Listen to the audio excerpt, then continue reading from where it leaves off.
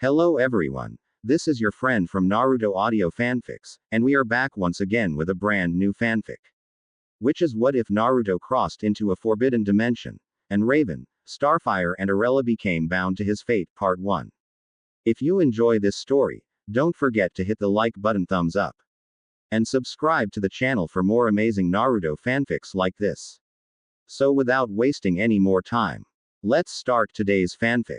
October 10th was just a normal day in the Hidden Leaf Village, well as normal as a ninja village could be. On this day only known to a select few, Kushina Uzumaki Namikaze, wife of the 4th Hokage, Minato Namikaze, the Yellow Flash, was in the middle of giving birth today and was currently laying on her back in a secret cave a few miles from the village. The reason she's so far away is because she is the Jinchuriki on the demon nine-tailed fox. When a female Jinchuriki goes into labor, the seal weakens and the tailed beast will try to escape. Come on Kushina, on more push and you're done, Minato said with his hands placed over the seal trying to keep it intact. Shut the hell up. How about you try giving birth? Kushina yelled. Kushina, he's right, just one more push. One more push and you'll have all of your babies. A doctor known as Bawako Sarutobi said. I can't do it. I can't do it, Kushina said. You can do it Kushina. Come on, just one more push. A blonde lady with a huge chest said.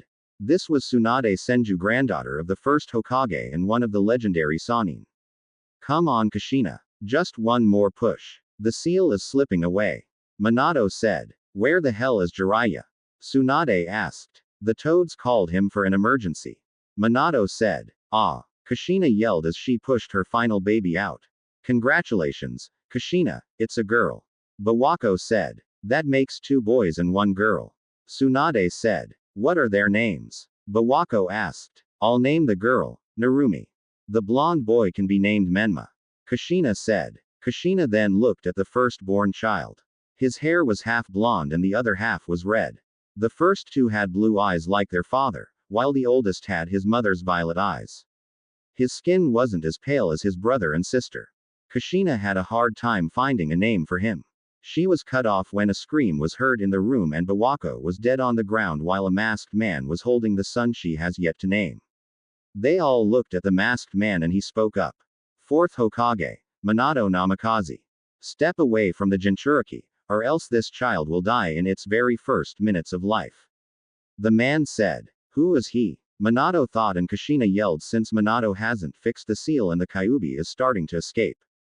Get away from the Jinchuriki, the man said and pulled out a kunai placing it at the baby's neck.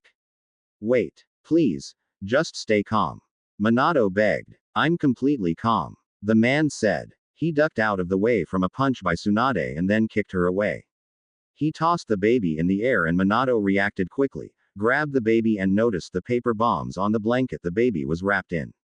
He tossed the blanket aside and rushed out of the cave as it exploded. Tsunade appeared by his side holding Narumi and Menma with a sad look on her face.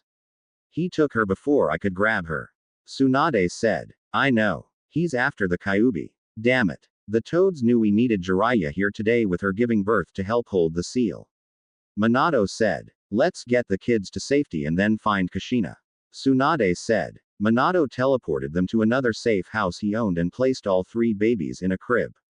Tsunade noticed Menma and Narumi would inch away from their brother, but he didn't seem bothered by it.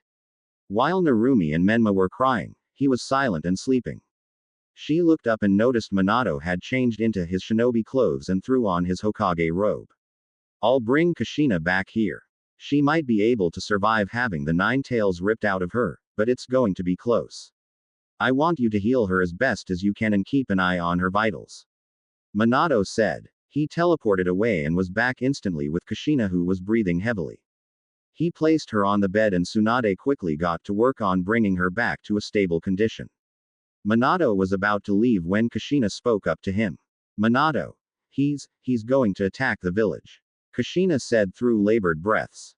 I know. I'm going to stop him and the 9 tails. Our babies are safe. I'll be back, Minato said and disappeared. Tsunade continued to check on Kushina for a while and eventually she was able to stabilize her and hit her to the point where she only needed some rest. Tsunade was surprised that Kushina would actually survive since having a tailed beast removed from you is almost a sure thing to kill you. Kushina wanted nothing more than to sleep, but Narumi and Menma kept crying and she had to feed them.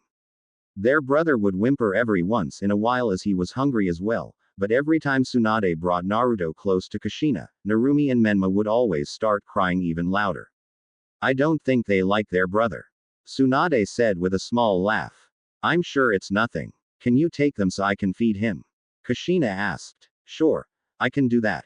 Tsunade said and they swapped babies making Menma and Narumi cry once again. He's got both of your hair colors. I've never seen anything like it before. Tsunade said. I know. Narumi will have my straight red hair. Menma will have his father's wild and spiky blonde hair.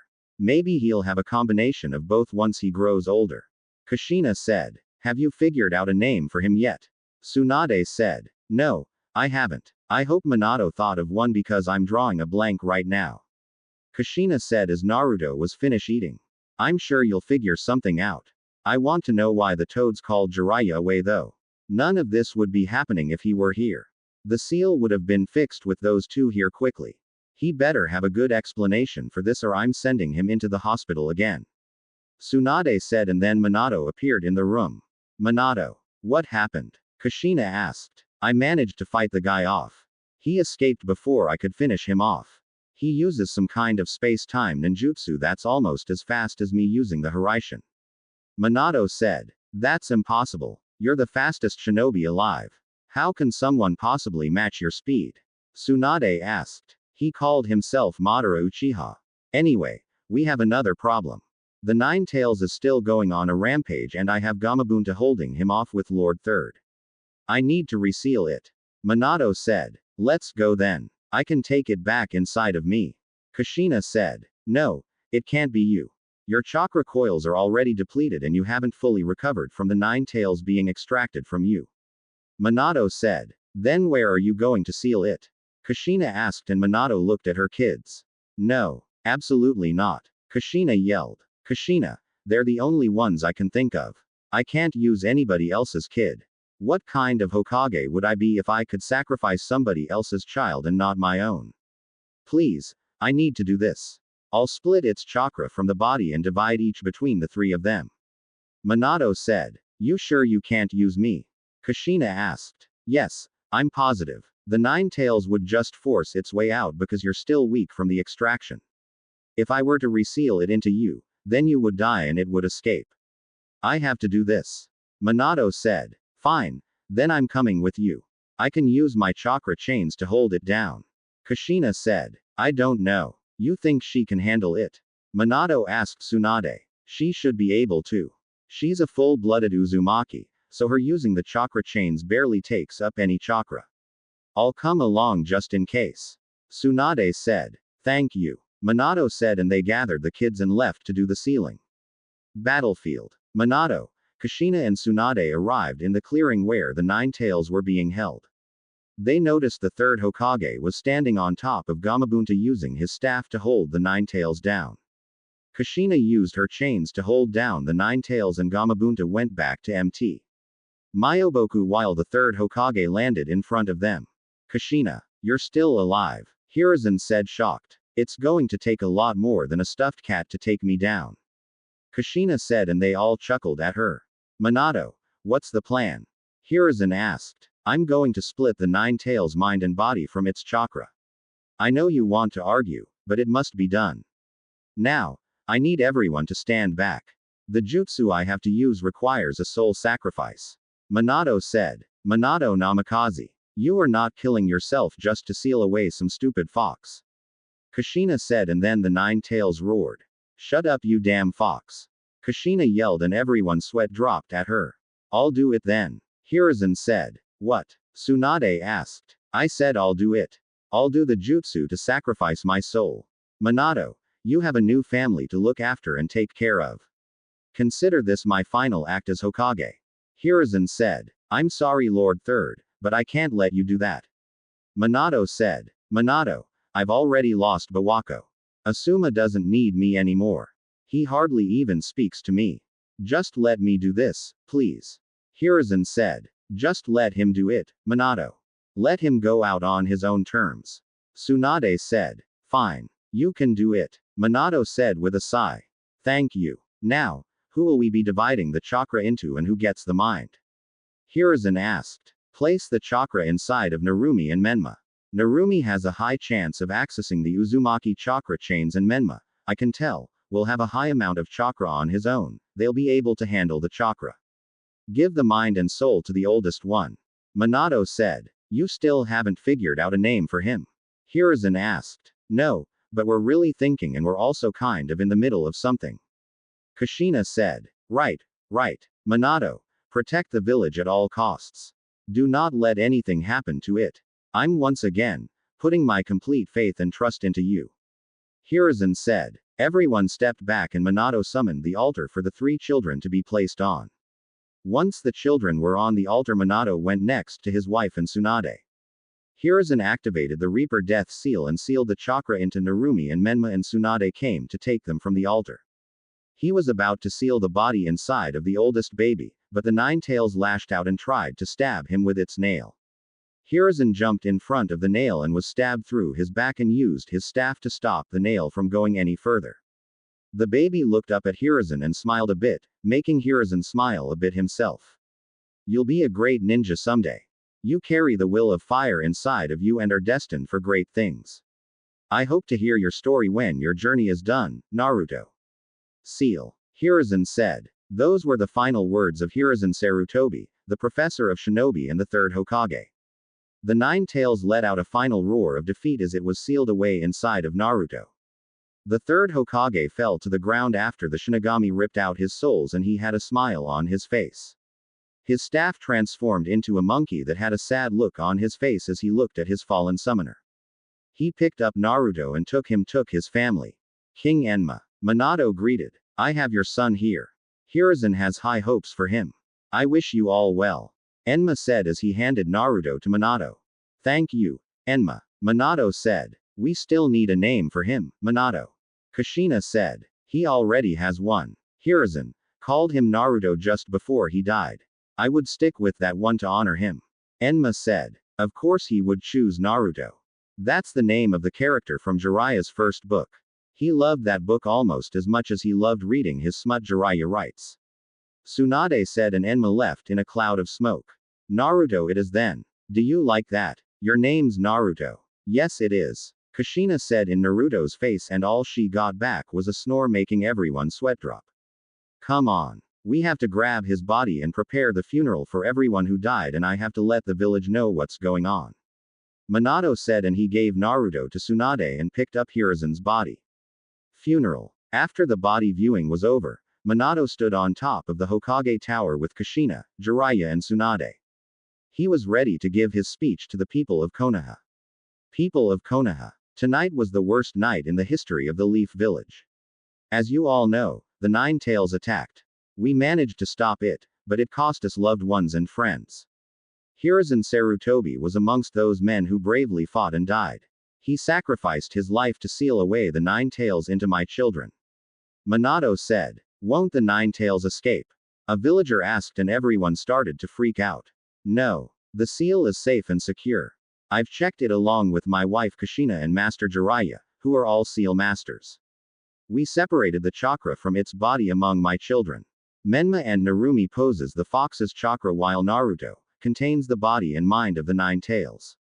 Tomorrow I want all available ninja and civilians who are able to start helping with the construction to rebuild the village. Tonight, I'll give you all time to mourn your losses. Thank you. Minato said and walked away from the podium, going into the building. I need to talk to you about something, Minato. Jiraiya said. Sure, what is it? Minato asked. Where the hell have you been? Is a better question. Tsunade said. The toads called me away to talk about a prophecy. Jiraiya said. What did they say? Minato asked. The one with power it wasn't born with shall be the savior of the world. Jiraiya said. What are you saying? Minato asked. I think once Menma and Narumi are old enough, we should start focusing on their training. Jiraiya said. What about Naruto? Kushina asked. He'll have to learn from the academy when they start. Narumi and Menma are the children of prophecy.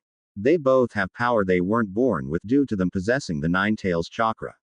Jiraiya said. You want us to neglect one of our children? Kushina asked. It's for the best, Kushina. Besides, Naruto will learn at the academy. I'm not the world's best sensor, but Naruto's chakra levels aren't as nearly large as Narumi and Menma's, and that's not even counting the Nine Tails chakra. They'll need the extra training anyway. Jiraiya said. I'll think about it. Minato said. Make the right decision.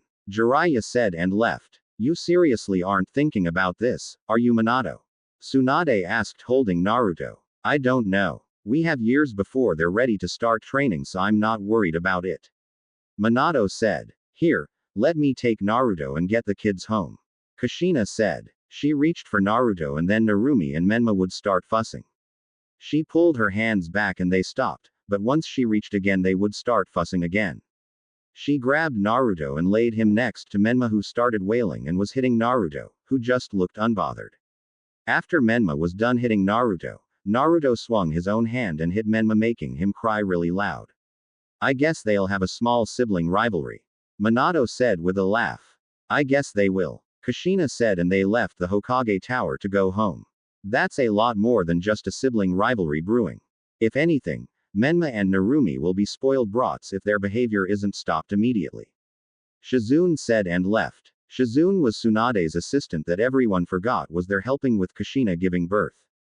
What they didn't know was that a certain one-eyed elder was going around spreading rumors that the fox would take over Naruto, and that didn't sit well with the villagers.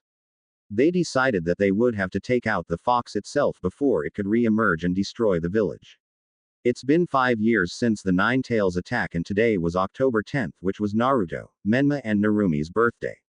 For Naruto, he didn't really care for his birthday since he's never really gotten anything. He didn't make friends because parents would tell their kids to stay away from them, and the people that wanted to be his friends only did that so they could get close to Menma and Narumi. Over the years he's become close with 2 people who are a few years older than him. Those people are Itachi Uchiha and Shisui Uchiha. Naruto stumbled on them training once and commented on how cool their red eyes were and how he wished he had some. Right now, Naruto was walking home since he did have a party to get to, even though he didn't want to be there. The main reason was because all of the clan heirs would be there and all they would do is swoon over Menma and Narumi. Over the years growing up, he knew his brother and sister didn't like him and had a feeling it's been that way since birth. Whenever they would break something or do something bad, they would blame him and he would get in trouble. All of a sudden he ducked his head down and a glass bottle went flying over his head. That's another thing about him, he's always had good danger senses since he was born. He turned around and saw an angry mob running after him. He did the only thing he could and ran. He ran as fast as his little legs could take him, and when he was almost home, he was pulled into an alley and didn't even see who did it. If he was able to see who did it, he would have noticed the blank masked Anbu leaving the scene. Nowhere to run now, you little demon. A drunk man said. Demon? Who? Naruto asked, confused. You're a demon in human skin. A different man said. But, I am a human. I have fingers, toes and talk just like you. Naruto said. You're nothing but a fox in disguise. Today's the day you die, you stupid fox. A villager said. They didn't give him the chance to respond because they all just charged in and started beating him when he was cornered. Naruto took a blow to the head and then everything went black. The beating continued and eventually the villagers got bored after 20 minutes because he wasn't screaming in pain like they wanted. They walked away and left him there on the ground unconscious and bleeding with torn clothes. A little girl with violet eyes came running over after she saw him on the ground and tried to wake him up. Hey, are you okay? She asked, and she didn't get a response, so she ran to get some help. Mindscape. Naruto woke up in some kind of sewer and walked around. He noticed he was healed up and wondered who came and got him. As he was walking, he came across a large cage and looked inside and then jumped back when a large claw came flying at him. Hello. Who's in there? He asked, and a large fox came walking from the darkness and it did not look good. Who are you? Naruto asked. I am the nine-tailed fox and the reason the villagers beat you today. I was sealed inside of you the day you were born. Unfortunately, I was separated from my chakra and I won't live much longer inside of you. I'll disappear and return to my chakra inside of your brother and sister. Since they both have my chakra, I'll be split in 2. The Nine Tails said. I've read about you. You don't seem all mean and nasty, like a rampaging like they say around the village. Naruto said, and the Nine Tails just looked at him. No, I am not a rampaging, as you put it. I was made this way after continuously being used and sealed away for years. Now, I don't have much time left. I'll do you a favor. With my limited chakra I've gathered over the years, I can give you two gifts. I've been looking into your DNA over the years and discovered you have that damn Uchiha blood inside of you, most likely from your father, although I doubt he even knows. Now, I've noticed you spend time with two Uchiha already, so what I'll do is unlock your Uchiha DNA so you can have the Sharingan like them. The Nine Tails said, and used some of the chakra he had to unlock Naruto's Uchiha DNA. I don't feel anything. Naruto said. You aren't going to. I've unlocked the DNA now, you'll just have to train to unlock your eyes. Now, about the Sharingan, I tweaked yours a bit. You'll learn about the 3 stages to mature it from the 2 Uchiha boys who'll most likely train you. What they won't tell you about is the Mangekyo Sharingan. The Mangekyo grants you different powers, but the more you use the Mangekyo you'll become blind. The Nine Tails said. I'm going to become blind. Naruto exclaimed. Yes, there's no way around that. But like I said, I've tweaked yours a bit. Since nobody in your family has the Sharingan, you can switch eyes with whoever you want to if they already have the Mangekyo Sharingan unlocked. Once you do that, you'll gain the eternal Mangekyo Sharingan and you'll no longer have to worry about being blind. If I were you, I'd trade eyes with someone who you've become close with. Since I tweaked yours a bit, the closer the bond you share with the person you trade eyes with, the stronger your Mangekyo abilities will be. Also, once you obtain the eternal Mangekyo Sharingan, it would make everything easier for you when using your techniques. Now, the Mangekyo grants you a few abilities such as the Susanoo, the Kamui, Amaterasu, Tsukuyomi, Kotoamatsukami, as well as the Izanami and Izanagi. The Nine Tails said. Cool. Naruto exclaimed. Now, I'm running out of time, so the last thing I'll give you is a healing power. You'll be able to heal from any wound that isn't fatal. As we speak, your wounds are healing themselves. You have 3 people around you trying to wake you up. This is the last time we speak, so I hope to hear good things about you through your brother and sister. Good luck, Naruto. The Nine Tails said as it began to disappear. Wait, what's your name? Naruto yelled, shocking the Nine Tails that he wanted to know his name. It's Kurama. I have 8 more siblings out there. I'm sure you'll meet them. I'll have to send word out for them to look out for you. Kurama said and vanished for good. Real world. Hey, wake up. The same girl said, shaking him. You saw his wounds heal, right, Itachi? A boy asked, known as Shisui. Yeah, you think it was the fox? Itachi asked. It's possible. Shisui replied. What fox? I don't see a fox around here. The girl asked. They mean the fox that was sealed in me the day I was born. Edik, Shisui, nice time to show up after I got kicked. Naruto said as he stood up. We didn't know. We were being held up after coming back from a mission. We only found out because of your little girlfriend here saying you needed help. Shisui said with a smirk. She's not my girlfriend. I don't even know her. She's not even from this village. Naruto said. How do you know that? Itachi asked. Because no kid in this village would lift a finger to help me, that's how I know. Naruto. Nice to meet you. Naruto said, holding out his hand. Oh, I'm Raven. Nice to meet you too. She said. Nice name. Pretty eyes. Naruto said. Thank you. Raven said with a blush. Ah, look, Itachi. Little Naruto is making his girlfriend blush. Shisui said. She's not my girlfriend. But, at least I can get a girlfriend. I've seen you try to ask girls out on a date and all you do is stutter. Naruto said. I do not. Shisui said. Sure you don't. Naruto said and pulled out a book and walked away. Wait, where are you going? Raven asked. Home. It's my birthday along with my 2 siblings. Apparently Jiraiya and Tsunade of the legendary Sannin are going to be there today for something special. You wanna come? Naruto asked, and before the girl could say anything another voice spoke up. That would be a wonderful idea. May I come as well? A woman asked. Sure. Naruto said. Thank you. I've been looking for somebody by the name of Jiraiya. He has a severe beating coming to him. By the way, my name is Arella. Arella said. Let me guess, the perv was caught peeping on you in the hot springs and you've come all this way to look for him. Naruto said. Something like that. Arella said. Okay, Well, the party starts in a few hours, so I'll see you there. Naruto said. Bye, Naruto. Raven said with a blush, and Arella noticed it and smirked. Hey, Naruto. Are you by any chance looking for a wife? Arella asked. No, I'm only 5.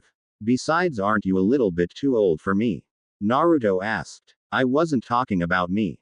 I was talking about Raven. Arella said. Oh, still, I'm not looking for a wife or anything right now. Maybe in the future, but who knows? Naruto said with a shrug. Well, then I guess you'll just have to meet Raven somehow in the future. Arella said. Maybe, but I don't even know what village you're from. Naruto said. Oh, we're not from a village. We're not even from this dimension. Arella said. What? Naruto asked. Never mind. It would take too long to explain. We'll see you at the party. Arella said as she started to walk away with Raven. Why would you want to train under me and Itachi? Shisui asked. Because, with enough training, our eyes will be the same. Naruto said, and Itachi quickly picked up on what he meant. I see. Then I'll look forward to training you, Naruto. Itachi said and vanished with Shisui. Naruto. Wait. Raven said, running up to him. Huh. Naruto said, and then Raven kissed him on the cheek, making them both blush. Happy birthday, she said and ran over to Arella. Thank you. Naruto said and ran off. Namikaze compound. Look what Loserville dragged in Narumi. Menma said. Yeah, it's our loser of a brother. He couldn't even put on decent clothes before he went out. Narumi said. I can't believe we're related to him. Menma said. Menma went to tackle Naruto to beat him up like he always does, but Naruto moved out of the way and did the same for Narumi, making them both crash into the wall and knock over a vase. Kushina heard this and ran through the house to see what happened. What happened? Kushina asked. Naruto did it. Menma said, fake crying. He pushed us into the wall and we just wanted a hug. Narumi said, fake crying as well. Naruto. Go to your room. Do not come out for the party. I will not let you ruin your brother and sister's special day. Kushina said. It's not like I was. Wait. Their special day. We were born on the same day. Or did you forget when you had a fox shoved in my gut after I was born? Naruto said with a sneer and walked away, leaving a stunned Kushina and confused Menma and Narumi. Kids, go get ready for your party later. Your father will be home soon and the guests will come later after that. Kushina said, and the kids went to their rooms. Hey Kushina, Minato said as he appeared in the house. Minato, Naruto knows about the 9 tails. Kushina said. What? How? We didn't tell them yet. Minato said. I don't know. He said I must have forgotten his birthday when we had the fox shoved in his gut. Who told him? Kushina asked. Let's find out. Naruto, come to the living room. Minato yelled and Naruto came walking to the living room. Yes. Naruto asked. How did you find out about the fox? Minato asked. You can blame your lovely villagers for that. Naruto said. What do you mean? Kushina asked. What I mean is that they told me about the fox when they were beating me before I got home. Naruto said. The villagers would never do something like that. Kushina said. Yeah, the villagers are nice people who treat us kindly. Minato said. No, they treat you and the 2 spoiled brats upstairs kindly. Naruto said and then got slapped by Kushina. You do not talk about your brother and sister like that. Now go to your room. No party tonight for you. Kushina said. That's a bit too far, Kushina. He can come to the party, but we'll just give his gifts to Menma and Narumi. Minato said, and Naruto just walked away. Party. The party was going on, and just like Naruto knew, the clan heirs and all kids that were there, all avoided him and played with Menma and Narumi. He sat off to the corner and just read a book he found. He was brought out of his musings when someone tapped him on the shoulder. He looked up and saw Raven staring at him holding a gift in her hand. Hey Raven. Naruto said. Hi Naruto. I brought you a present. She said, holding out her hands, and he took it and opened it, revealing a violet kunai. Wow. I didn't even know they made kunai this color. Naruto said and gave her a hug. They don't. It's special, made from my powers. It has my name on it so you won't forget me. Raven said. That's so nice. Thank you Raven. He said and pulled her in for a hug. Why are you sitting by yourself? Arella asked. The kids don't like me, but I don't care. They're all spoiled anyway. Naruto said and Raven nodded. They're weird to me. One girl kept asking about makeup and flowers. Do I look like somebody that likes that stuff? Raven asked, and Naruto just shook his head. All right, everyone gather around. I have an announcement to make. Minato said, and everyone gathered around except Naruto and Raven. Don't you wanna go see what it is? Raven asked. No, I'm perfectly fine right here. Besides, I have a feeling about what the announcement is. Naruto said. What do you think it's about? Raven asked. They're going to take something that belongs to the oldest clan heir and give it to them. Naruto said. Wait, so you mean? Raven asked. Yes, that is exactly what I mean. Naruto said. But aren't you supposed to be the next in line? From what I've read and heard, that title always goes to the firstborn. Arella said. Well, apparently they don't seem to care.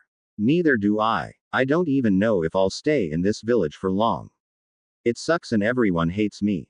I'd rather go somewhere else and be happy rather than stay here and be hated for something out of my control. Naruto said. Okay, everyone, as you know, next year all of our children will begin the academy. It is with great pride that I announce, Menma is now named the clan heir of the Namikaze clan, and Narumi is now named the heir of the Uzumaki clan. They will begin their training tomorrow, as should all clan heirs if they haven't begun already. Minato said, and everyone but the Uchihas, mainly the head family of the Uchiha clan, clapped. That's not all. Me and Jiraiya have been talking and we've decided to let Menma and Narumi sign either the slug contract or the toad contract.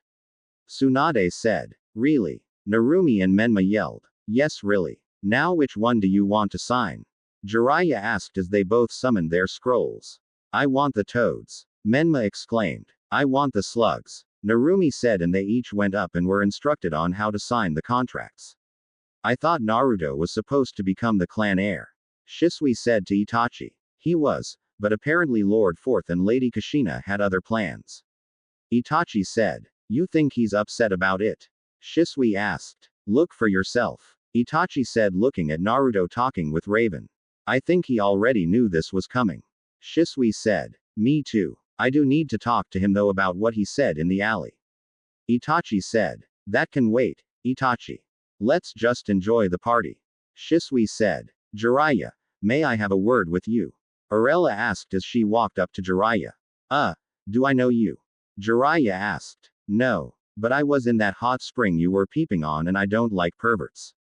Arella said. Please, no, have mercy. We're at a kid's birthday party. You wouldn't want to cause a scene, would you? Jiraiya asked. I suppose you're right. I'm only here because of my daughter Raven. Arella said, pointed at Raven laughing with Naruto. That's your daughter. Seems like Menma has a thing for her.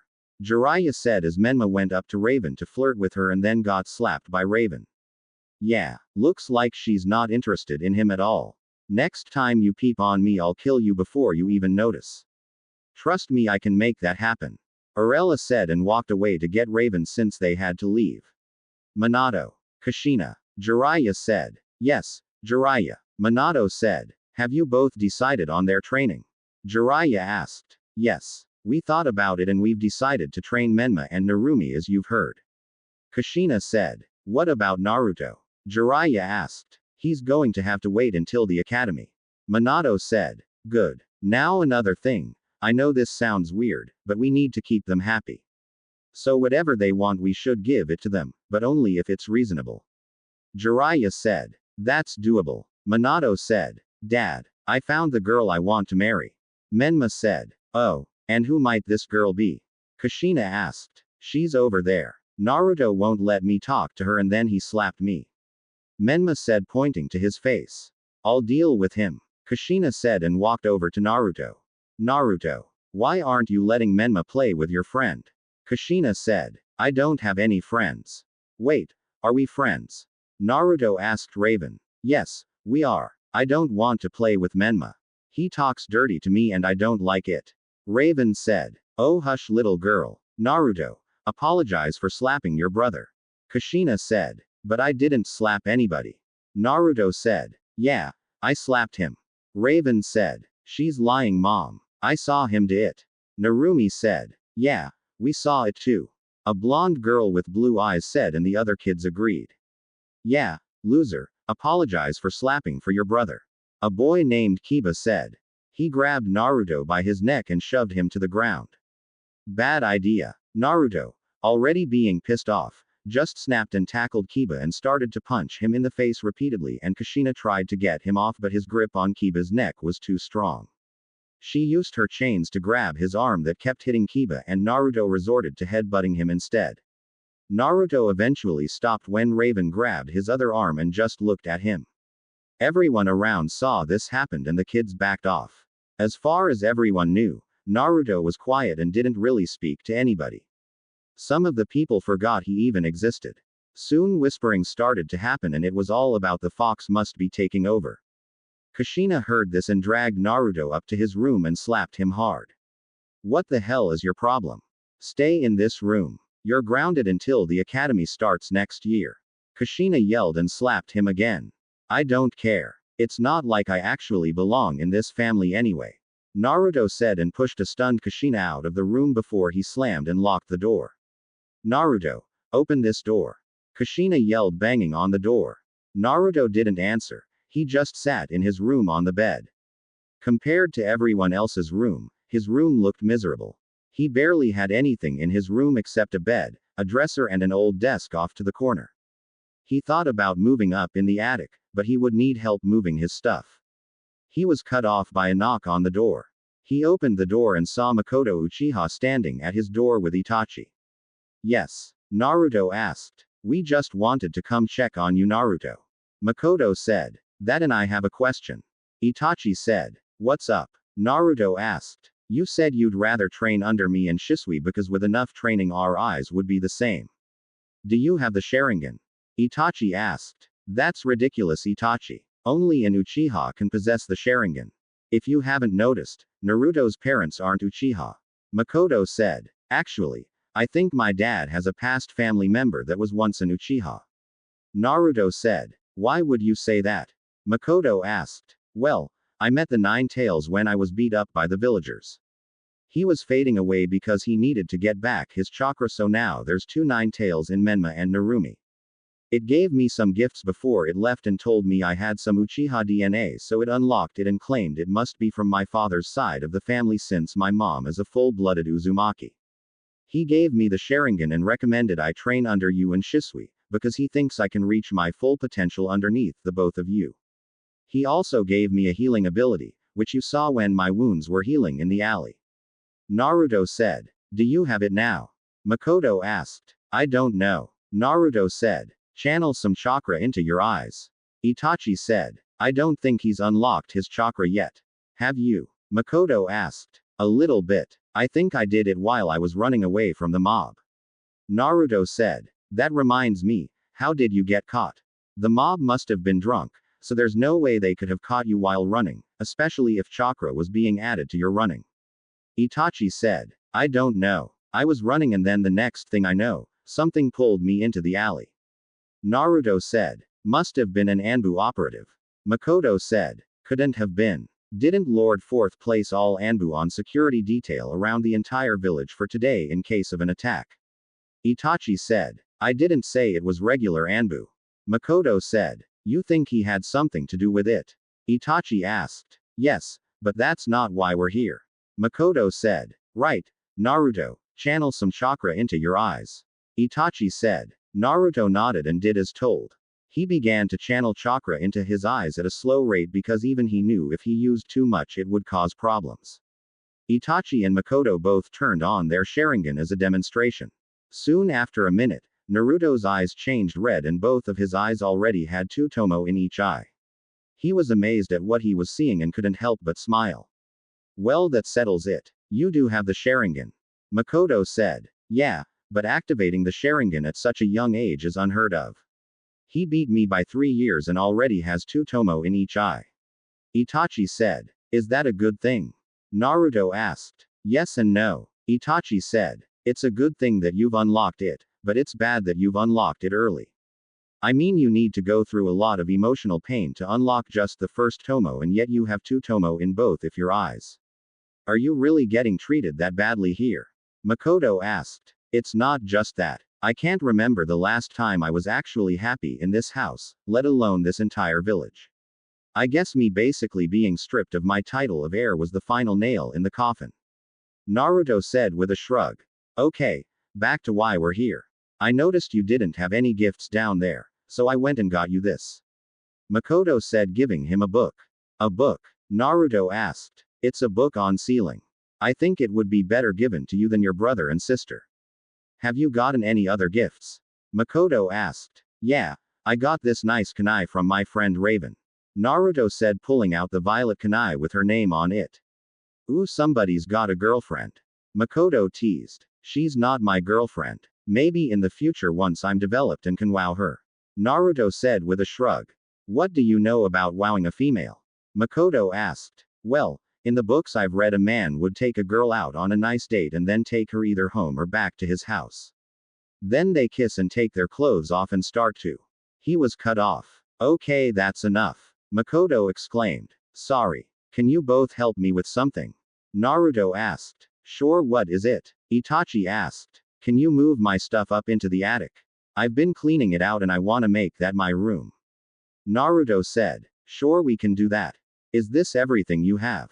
Makoto asked, looking around. Pretty much. I don't really get new clothes all the time like Menma and Narumi, so I have to go to the clothes stores at night and take clothes from the dumpster that they can't sell anymore. I get some and the rest goes to the orphanage. They just don't know it's me doing it. Naruto said. Alright, let's get you moved up to the attic. Makoto said. It took them 20 minutes to move all of his stuff up to the attic and set everything up. Naruto talked to Fugaku a bit as he came upstairs to get his wife. He accidentally showed him the Sharingan and then had to explain everything to him.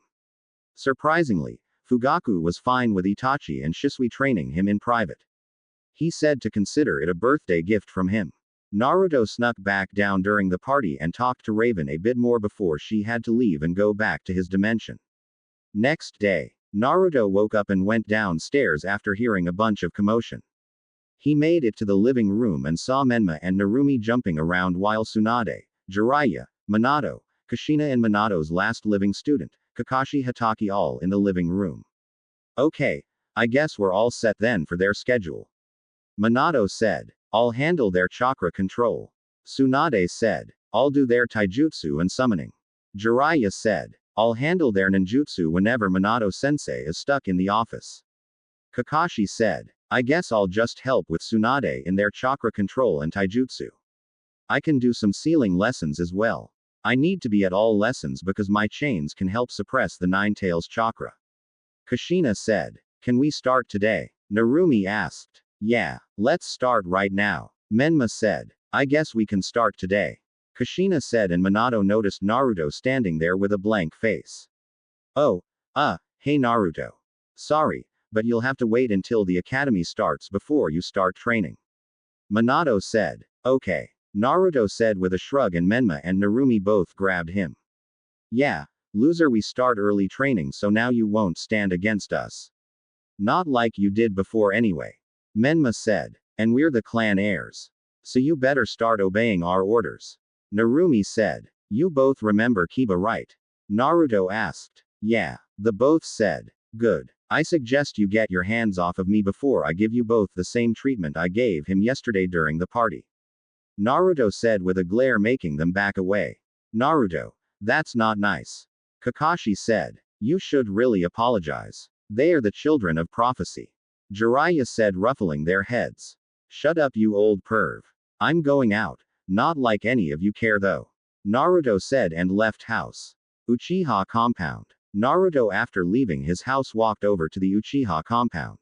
It was odd for him, but everyone there didn't seem to mind his presence and were actually nice to him. He made it to Fugaku's house and was currently speaking to him.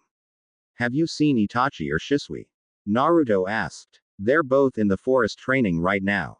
Fugaku said. Thanks. Naruto said and walked away. Forest. How long do you think we have until Naruto shows up for training? Shisui asked. Ask him yourself. Itachi said, pointing at Naruto walking up to them. Didn't think you'd want to start training so early. Shisui said. Well, I need some kind of training. Everyone else has already started training, so why can't I? Menma and Narumi are getting trained by two of the legendary Sannin, the copy ninja, and our parents. Naruto said. That's a lot of training for some 5 years olds. Shisui said. I hope you know that training with us won't be easy. Itachi said, activating his Sharingan. Yeah, it's gonna be pretty intense and you'll wish you were dead. Shisui said, also activating his Sharingan. I wouldn't have it any other way. Naruto said. Good. First things first. You will address us as sensei when we are training. You will not slack off anytime during training. Do you understand? Itachi asked. Yes, Itachi sensei. Naruto said. Good. First thing we need to do is fully unlock your chakra. Right now you can only use a small dosage of it. I want you to sit down and meditate. Concentrate on your chakra and pull it to the surface. Shisui said. Naruto nodded and sat down in a meditative position. He focused on his chakra, and since he knew how it felt already, he didn't have any trouble finding it. He grasped it and pulled it to the surface. Itachi and Shisui were a bit surprised that he had as much chakra as he did for his age. He has as much chakra as a mid-chunin and he's only 5. Shisui said. That's his Uzumaki genes. They are known for having large chakra reserves. Itachi said. Alright Naruto, that's enough. Shisui said, and Naruto stopped. How was? Naruto stopped and glanced to his right, and Itachi caught it, sending a small unnoticeable signal to Shisui, who disappeared in a quick shunshin. He returned a few seconds later with 2 blank Anbu masks. Why do you have Anbu masks? Naruto asked. These aren't regular Anbu masks. Shisui said. Then what are they? Naruto asked. These belong to a secret organization of Anbu called Root. The leader of this group is called Danzo Shimura. He's a dangerous man known as the Shinobi of Darkness. He's missing an arm and an eye, has a scar on his chin, and walks with a cane. He's on the council and he covers his tracks well. Stay away from him. It's clear that he has his eyes set on recruiting you into his little organization. Shisui said. So stay away from a one-eyed, crippled old man. Got it. Now can we start training? Naruto asked. Alright. First up, chakra control. I want you to grab some leaves and try to make them stick to your body using chakra. If you can do that, I want you to pick up a small pebble and try with that. Once you're done, we'll move on to some taijutsu sparring before choosing a style for you. You'll of course learn the Uchiha fighting style, but you'll need your own. Shisui said. No offense, but I'd rather not learn the Uchiha fighting style. I have a few that I already want to learn. Naruto said. What styles would those be? Itachi asked. I don't know how to pronounce them, but I have the scrolls for them. Naruto said and pulled some scrolls out of a bag he had, and Shisui read them. Aikido, Taekwondo, Bojutsu, and Kung Fu. These are some pretty good styles to learn. Shisui said. I hope you know we won't be able to train you every day. We still have our ninja duties as well. Itachi said. I know. I'll just train by myself since I do have that sealing book your mother gave me. I'll just split time between taijutsu and fuinjutsu. Naruto said. What about ninjutsu and genjutsu? Shisui asked. Well, I thought I would do that with you too. We have the Sharingan, so that's where a lot of my genjutsu would come from. Of course I'll still learn genjutsu that doesn't require the Sharingan, but it would be best if I did that with you. Ninjutsu is self-explanatory. I don't wanna overload a jutsu and then kill myself. Naruto said. That's not a bad plan actually. Now, first thing first, channel some chakra into the piece of paper. Shisui said. Why? Naruto asked. It's chakra paper. It'll tell us your chakra nature for jutsu. If it burns, it's fire. If it crumbles, it's earth. Gets wet, it's water. Crinkles means lightning, and if it shreds, it's wind. Itachi said. Naruto did as told, and the paper split into 4 pieces. One was shredded. One was burnt. One crinkled into a tiny ball, and the last one got wet before it dissolved into nothing. They sat there in silence, not believing Naruto had 4 chakra natures. I think it's broken. Naruto said. It's not broken. Itachi said. Yeah, it's just rare for somebody to be born with 4 chakra natures. It's usually 1 or 2, some people have 3. But 4 is unheard of. I have fire, lightning, and wind, but I had to train in getting a wind affinity. Shisui said. I have fire, water, and wind. So that means you won't have to train with somebody else when it comes to chakra natures, since we can teach you the ways to control it. Itachi said. Now, we'll break things down. I'll train you in taijutsu and genjutsu. Itachi will also train you in genjutsu, but he'll mainly handle your ninjutsu. Shisui said. When do we start? Naruto asked. Now, Shisui said and gave Naruto some leaves to do his chakra control. 1 year later. A year later, Naruto was still training with Shisui and Itachi. They had been gone a lot lately because they joined the Anbu, so he had to do a lot of training by himself. His relationship with his family hasn't improved at all and he didn't really care. Menma and Narumi became even more bratty and arrogant. The other clan kids were the same towards him, so he stayed away from them. He was only close with one person other than Shisui and Itachi, that was Tsunade's apprentice, Shizune. Shizune would sometimes help him with his chakra controls since his reserves grew up to a high genin or low chunin. She was amazed that he had such good controls since his chakra was extremely dense like all Uzumaki and his reserves constantly grew. She helped him with his basic jutsus for the academy, but he kept his skills and their training secret. During the past year, he became better at using his Sharingan and was getting used to using it and the abilities that came with it. He still needed to work on his body because although he could see things in slow motion, his body just couldn't react fast enough. Shisui and Itachi both believed that if they were able to work with him consistently more, that he would have matured it by now. He also discovered he could use the Uzumaki chakra chains one day during a spar with Shisui. He was doing good with sealing as he was already won the second level of sealing. He was now at the academy and did not hear a single word that his father said in his speech. Naruto, were you paying attention?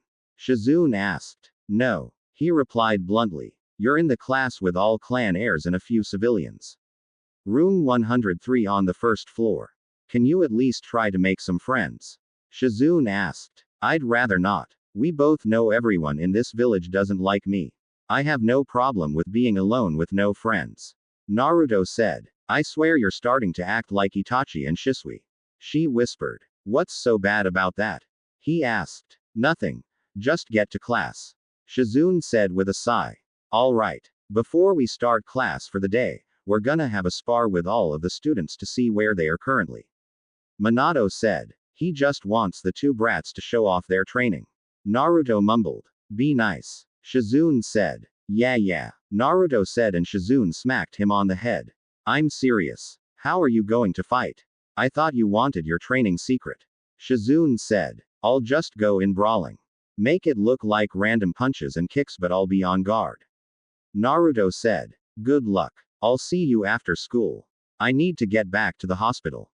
Shizune said and left. Academy training area. The fights weren't impressive in Naruto's eyes.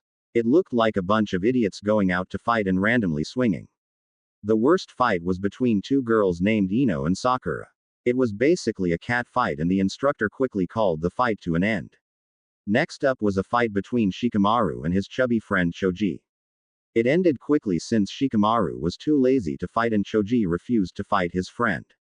Kiba, Narumi and Menma all fought civilians and of course they won. Minato, Kushina, Jiraiya, Tsunade and Kakashi who were watching were all proud of Narumi and Menma. Alright, next up we have Sasuke Uchiha vs Naruto Uzumaki Namikaze. The instructor said. This was going to be interesting. Naruto met Sasuke a few times and to sum it up, Sasuke was a major. He constantly tried to berate Naruto telling him he was nothing compared to an Uchiha, but was always angry when Naruto just looked at him with an unreadable expression. They walked to the ring and the girls started chanting for Sasuke to win. They stood there staring at each other and you could feel the hatred coming off of Sasuke. I feel bad for Naruto. Kakashi said. Why? Tsunade asked. He hasn't started training yet and he's up against Fugaku's youngest son and he's already been training for a year. Kakashi said. Then it will be over quickly and Naruto won't get hurt. Kushina said. Alright. This is just a spar. Now, form the unison sign. Minato said. No. Naruto and Sasuke said at the same time. You have to. It's the proper way to begin a spar. Minato said. This isn't a spar. I'm going to kick his. Naruto said. Please, you can't stand up to an Uchiha. Only an Uchiha can defeat an Uchiha. Sasuke said. Then I guess that's why Madara lost to Hashirama Senju. Naruto said. How do you know that? Minato asked. We have this thing called a library. Now are we going to fight or not? Naruto asked. Hajime. Minato said. As soon as those words were said, Naruto and Sasuke charged in at each other and their fists collided. Sasuke, believing he was the better fighter, decided to go for a quick finish and sent his fastest and strongest punch at Naruto, who ducked out of the way. Once Naruto ducked, he punched Sasuke in the stomach, making him grunt, and he quickly followed up with a kick to Sasuke's chin that sent him rolling on the ground. Sasuke stood back up and rushed in at Naruto with pure anger and hatred. He started swinging wildly and everything missed. Naruto, still not using a fighting style he knows, just went with Sasuke's momentum and would hit him every time he missed. Sasuke got angry and jumped back, going through hand signs. No. This is taijutsu only, the instructor said, but Sasuke didn't listen. Fire style. Fireball jutsu. Sasuke blew a medium-sized fireball at Naruto, who jumped out of the way. The match was about to be called when the teacher stopped as Naruto went through the same hand signs as Sasuke. Fire style. Fireball jutsu.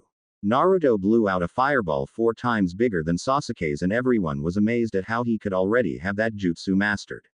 Up in the trees, Shisui and Itachi were both watching and smirked when Naruto used the jutsu. Sasuke was frozen in place, and if it wasn't for Minato getting him out of there, he would have been burned alive. Alright. Fight's over. Nobody wins due to both fighters using ninjutsu. The instructor said. That's a load of crap. I won as soon as he used ninjutsu. Naruto said. Where did you learn that jutsu? Sasuke asked. It's one of the most basic fire jutsus around. Anybody can learn it. Naruto said. Alright. That's enough. Everyone go inside for class. Naruto. You stay back for a minute. Minato said, and Naruto just sighed as everyone went inside. Yes. Naruto asked. Who taught you that jutsu? Minato asked. It's literally one of the easiest jutsus to do. I've seen almost every ninja in this village use it. Naruto said. Don't get smart. Kushina said. Whatever. Can I go now? Naruto asked. You've really grown into a whiny little brat. Jiraiya said. You've grown into a horny old man who can't get laid. I bet the last time you even had was when you were with Tsunade the day you created him. Naruto said, pointing at Minato. How did you know that? Kushina asked. What? The fact that he can't get laid despite bragging about it? Or the fact that they're his parents? Naruto asked with heavy sarcasm. Take that sarcasm out of your voice. Kakashi said. What the hell are you gonna do? Go read and cry over your friend's grave, failure. Naruto said. Naruto. Kushina said. What? Naruto asked. How did you know we're his parents? Tsunade asked. It's not hard to figure out. I've heard him call you mom quite a few times. I'm sure everyone in the village knows this by now. Naruto said. Still, who's training you? Minato asked. It's not none of you. I'm not telling you. Naruto said. I order you to tell me who's teaching you. Minato said. Sorry, but that only works on ninjas. I'm still a civilian. Naruto said. I'm your father, now tell me who's training you. Minato said. My father. This is the first time you all have spoken to me since I was 3. It's always been Menma this Narumi that. Until I got in trouble at that party last year, none of you have said a word to me. You two are the worst parents in this village. Naruto said and walked away, leaving them stunned. Forest. Think we should talk to him about his attitude towards them? Shisui asked. We're not his babysitters or counselor. Itachi said. I guess you're right. Come on, we still need to continue our mission. Think they'll actually go through with it? Shisui said. If things don't get any better, then I have no reason to believe that they wouldn't. Itachi said. We need to stop it. I think Danzo's going to leak this information to an outside enemy. Shisui said. Danzo may be a cruel man, but he will not endanger the well-being of the leaf. Especially with Minato as the Hokage. Itachi said. Think Naruto will be mad about us not training him as much now. I know he's close to maturing his Sharingan.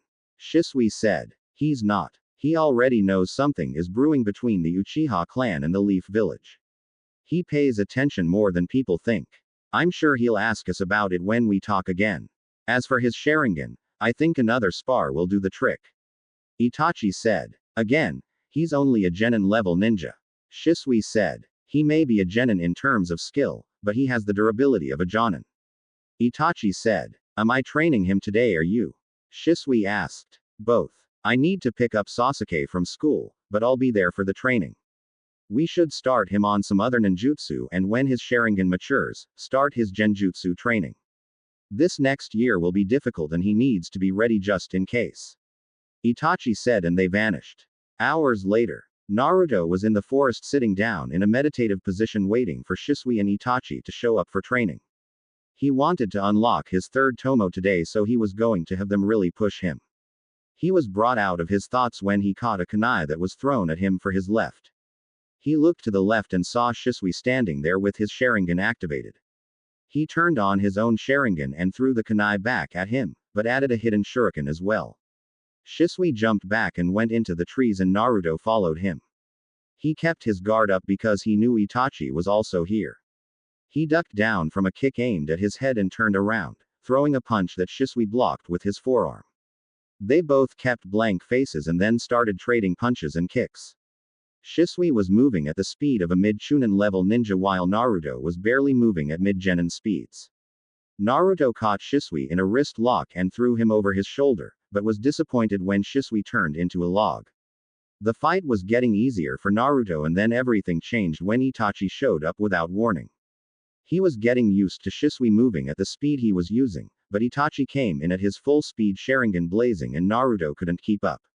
They fought for 30 minutes before Shisui decided to move at Jonin speeds, and after another 10 minutes of non-stop sparring, Naruto finally unlocked 3 tomo in each of his eyes, giving him a complete Sharingan. They fought some more, and then eventually Naruto passed out, and that ended the fight. Well, that was fun, Shisui said. He unlocked his third tomo. He's officially the youngest to mature his Sharingan. Itachi said. Hopefully he'll never have to experience enough pain for the next level.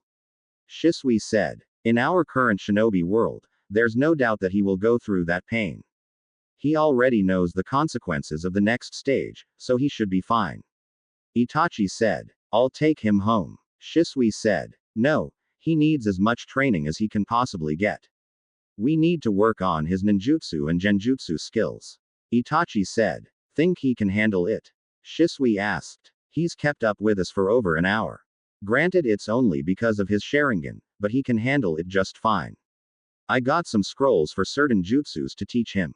Itachi said, and tossed him a scroll filled with jutsus for all of Naruto's elements. Some D, C and B rank jutsus. Not bad, but why shadow clones? Shisui asked. His chakra is too dense and it's growing at a fast rate. His chakra levels are already close to that of a mid-jonin. By the time he graduates, he'll have almost cage level reserves. He won't be able to properly do a regular clone. Itachi said. What's up with the ambush? Naruto asked as he woke up. It was just training. Itachi said. It has something to do with the war brewing between the Uchiha clan and the village, doesn't it? Naruto asked. You know? Shisui asked. Of course I know. It's not exactly hard to see the hatred the village has towards your clan. Don't worry, I won't tell anybody. Naruto said. Good, now we're going to start you on ninjutsu and your Sharingan genjutsu since you have a fully matured Sharingan. We have a scroll full of jutsus for your chakra natures. We're going to show you the steps on how to master 2 of your chakra natures today and won't move on to the next 2 until you've completely mastered these 2. Shisui said. Which 2 will that be? Naruto asked. Fire and lightning. We both have a fire nature and Shisui is the next best lightning user outside of Kakashi. Itachi said. Sweet. Can we get started? Naruto asked. Yeah, we start now.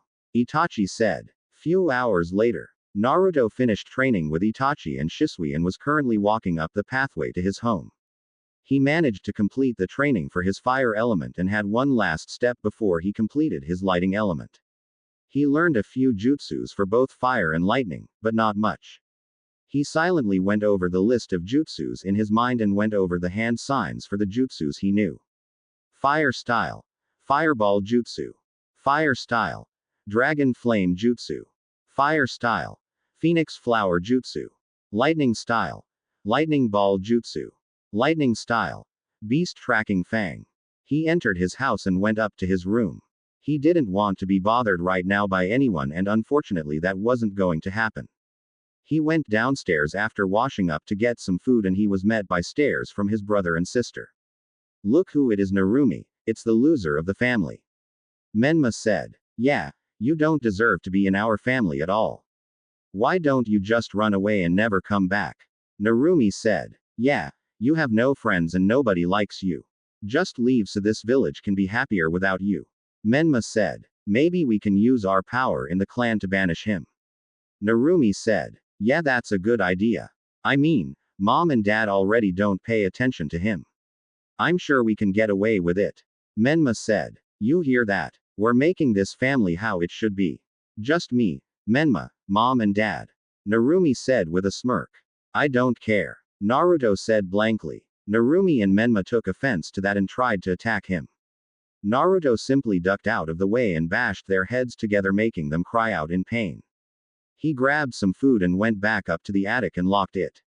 He sat on his bed and started to read his book on ceiling. He honestly didn't care if he was somehow banished from the clan. The only clan he would be banned from would be the Namikaze clan. An Uzumaki that has unlocked the chakra chains can never be banished from the clan unless they commit a serious crime against clan laws. It's also stated that the rightful heir to the clan seat would be the child of the current leader who can wield the Uzumaki chakra chains. So unless one of his siblings are able to use the chakra chains, he is the current heir, and in the off chance that one of them are able to use the chakra chains, they must fight for the position of clan heir. Right now he didn't care about any of that. He was focused on getting better at his skills and having a better grip on his ceiling. He was very serious about becoming a ninja and knew all about what it takes, unlike the two spoiled brats downstairs. A year has passed since Naruto entered the academy, and since he didn't care for attention, he settled for being average in the class. It was quickly forgotten that he was the strongest student in the academy, but he didn't care. He never made an attempt to find friends since everyone hung out with Menma and Narumi. Speaking of Menma and Narumi, they both quickly made it known they were the popular kids in school and had lots of fangirls and fanboys. Narumi became the leader of her group of friends, consisting of Ino Yamanaka, heiress to the Yamanaka clan. Sakura Haruno, a pink-haired girl from one of the wealthiest civilian families in the Leaf Village. Last but not least, Hinata Hyuga, heiress of the Hyuga clan. He noticed the peeks and glances Hinata gave him and even noticed her following him around the village on multiple occasions. He was able to avoid her all the time, and even her Byakugan couldn't find him. Menma had his own little group of friends that he hung out with and was apparently the leader. Kiba Inuzuka, the self-proclaimed alpha male of the Inuzuka clan. Shikamaru Nara, the heir to the Nara clan and laziest person in the class. Last but not least, Choji Akamichi, heir to the Akamichi clan and Shikamaru's best friend. Wherever Shikamaru went, Choji went. Naruto was in a group all by himself and isolated from everybody else, even the teachers, who he learned were not the biggest fan of him. He only had problems with one person, Sasuke Uchiha. After the first day of school, when Naruto beat Sasuke in a spar, Sasuke has been trying to fight him every single day and Naruto would just walk away from him. Naruto knew he was too strong for them right now, and the only people that could even push him for now were Menma and Narumi, and that's only because of them being able to use a small dosage of the Nine Tails chakra. His training for the past year went good. He didn't bother to learn more ninjutsu as he wanted to master the ones he already knew. He wanted every jutsu to be down to one hand sign, and right now he got all of them down to 3. His taijutsu was about low chunin and would have been higher if he wasn't constantly interrupted due to Itachi and Shisui having to go away for an Anbu mission, which he knew was them spying on the Uchiha clan. His Sharingan genjutsu was strong, and both Itachi and Shisui pointed out that he'd be better than them as he was already better than them at his age with his Sharingan. They started to make him wear leg weights while he trained, and without the weights he was mid-chunin level in speed. His ceiling was going good as he was already onto the 5th level of ceiling. He figured, being an Uzumaki, that the ceiling would come easy to him. The relationship with his family hasn't gotten any better. In fact, if you asked him, he'd say that it's gotten worse. Menma and Narumi became even more bratty and spoiled, if that was even possible, and he didn't bother to interact with them. They always managed to bother him, and the same reaction kept happening. They would mess with him and he would simply bash their heads together and walk away, leaving them crying. Of course, everyone came to their side and coddled them like they were newborn babies. He and Shizune were still close, and she even tried to teach him some medical ninjutsu, but due to the density of his chakra he couldn't learn much, so all she really taught him was the mystic palm jutsu and showed him how to properly bandage a wound and set a broken bone before putting on the cast or wrapping it up. He was grateful for that because he never knew when it would be needed, and it's best to have that on hand. Right now he was currently finishing up his own trainings since Shisui and Itachi were called away for a mission today. He worked on his taijutsu and sealing all day and was sore. He was thankful for the healing ability the Nine Tails had given him before going back to its chakra. He felt Shisui nearby and he was with Anbu level ninja and one more chakra that didn't feel regular. He felt Shisui's chakra spike and rushed over to help as best as he could. When he made it to the area, he noticed an old man with a cane known as Danzo go for his eyes. He knew all about Shisui's Mangekyo and the ultimate genjutsu he had, so it was pretty obvious what Danzo wanted from him. Naruto did the only thing he could think of. He overloaded a wind jutsu that he knew and gave a little assistance to Shisui. Wind style. Great breakthrough. The jutsu had so much chakra in it that it destroyed the ground as well, and it blew Danzo away as his fingers were centimeters away from grabbing Shisui's eye. Naruto quickly hid and gave Shisui some time to take out some of the Anbu surrounding him. Take him out. I want that eye. Find whoever did this and kill whoever it is. Danzo said before quickly fleeing the area. Shisui knew it was Naruto who saved him, but knew this would be his last night. He activated his Sharingan and then started to fight all of the Anbu while being extra cautious of them reaching for his eyes. Naruto would help out where he could by throwing random kunai and shuriken to distract the Anbu. The fight lasted for almost 30 minutes, and before Naruto could help he was out of kunai and shuriken. He looked up and Shisui was being surrounded by the remaining 10 Anbu. Before Naruto could leave his hiding spot, Shisui activated his Mangekyo Sharingan and then he was surrounded by a large green ethereal warrior. Naruto was amazed by this and then witnessed Shisui take out the remaining Anbu. The warrior he was surrounded by started shooting off some kind of needles and the rest of the Anbu were taken out. Shisui deactivated his Mangekyo Sharingan and his Susanoo went away. Naruto was about to jump out of his hiding spot and go towards Shisui, but Shisui vanished in a shunshin. Naruto decided to go home and talk to Shisui the next day. Naruto woke up the next day and when he looked out his window, he saw a crow staring right at him. The stare down lasted for about 10 seconds before the crow flew away. Naruto went to the academy and he noticed all of the ninjas seemed to be on edge in the entire village, so he kept his guard up. After the academy was over he went to where he usually trained and stayed there until he couldn't move anymore. He worked on his ninjutsu and fuinjutsu until he perfected all of them. As he was training he noticed a vortex start to appear in a tree to his left. He quickly made a shadow clone, substituted with it and transformed into a leaf. When the vortex was gone a man stood there in a black cloak with an orange mask. Can I help you? The clone asked, still not looking at the man. Yes, you can come with me. I have plans for the 9 tails in your gut. The man said, appearing in front of him. Sorry, but I don't contain the 9 tails. You'd have to go get the 4th Hokage's children for that. Of course you'd have to fight him, again. Yeah, I know all about how he kicked your when you attacked the village 7 years ago with the 9 tails. The clone said, I can easily handle the 4th Hokage. The man said and activated his Sharingan in his right eye. So you are an Uchiha. Let me guess you used a genjutsu to control the 9 tails after you ripped it out of my mother. Now, who are you? The clone asked. I am Madara Uchiha. The man said. No you're not. Madara wouldn't get beaten so easily by the 4th Hokage.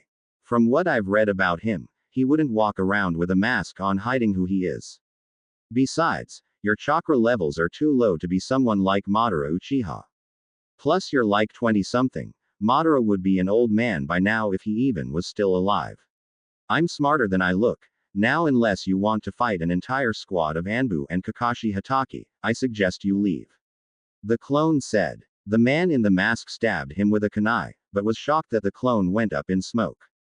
That's when he realized Naruto must have felt him coming and quickly made a clone and left the area.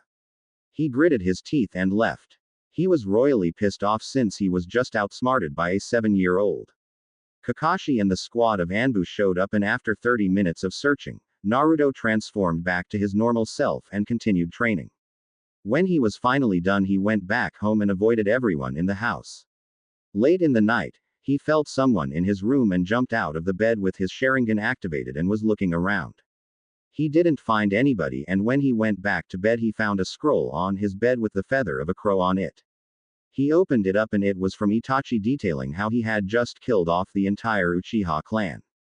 Naruto couldn't believe it. Itachi single-handedly wiped out the Uchiha clan except for his brother. He told Naruto how Shisui was dead and he committed suicide after sustaining life-threatening injuries from his fight with Danzo's Anbu.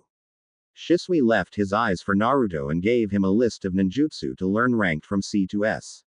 He also left behind some of his personal Sharingan genjutsu and instructions on how to use the dance of the teleporter jutsu. After reading the letter, Naruto sealed everything back into the scroll and then sealed the scroll in a storage seal he placed on his hand earlier in the day that was barely noticeable. He laid down to get some sleep and this would be the first time he's cried since he was baby. His tears weren't the usual tears, he was shedding tears of blood. 6 years later. It's been 6 years since the Uchiha massacre and 6 years since Naruto lost the two people he considered big brothers. Naruto, who is now 13, was finally about to graduate from the Shinobi Academy. In terms of strength, Naruto was as strong as a low or mid-Anbu level shinobi due to him constantly training over the years and fighting Danzo's Anbu that he kept sending after him. Danzo wanted the Nine Tails power under his control, and since Menma and Narumi were constantly being watched by Minato, Kushina or Kakashi, it was a no-go on getting them. So he figured he'd go after Naruto, but every time he sent a pair of Anbu after him, they never returned. Naruto's relationship with his family got so bad that Minato forgot he even existed. Kushina over the years tried to get close to him and she even helped him with sealing a few times. Naruto cared for his mother but he still didn't like everyone else. Menma and Narumi were the golden heroes of the village, so they thought they were better than everybody. They were strong for their age, but they would need 2 or 3 tails of Nine Tails chakra in order to match Naruto's strength. They constantly messed with him, but he would ignore them and keep going on with whatever he was doing. Right now, he was waiting for his turn to get his headband and officially become a ninja. The door opened, revealing the instructor that they have had since they started the academy 6 years ago. He was a Chunin named Iruka Yumino. He wore his hair in a ponytail, wore the standard Chunin uniform and had a scar over his nose. At first he didn't like Naruto, but then had a change of heart last year and even tried to befriend Naruto, but in Naruto's eye, it was too late to try and become friends with him. Naruto, you're up, Iruka said. Naruto followed him to the exam room and came face to face with Minato, Jiraiya and the other Chunin instructor, Mizuki. The looks on Minato and Jiraiya's faces was priceless. They looked like they had seen a ghost when Naruto walked into the room.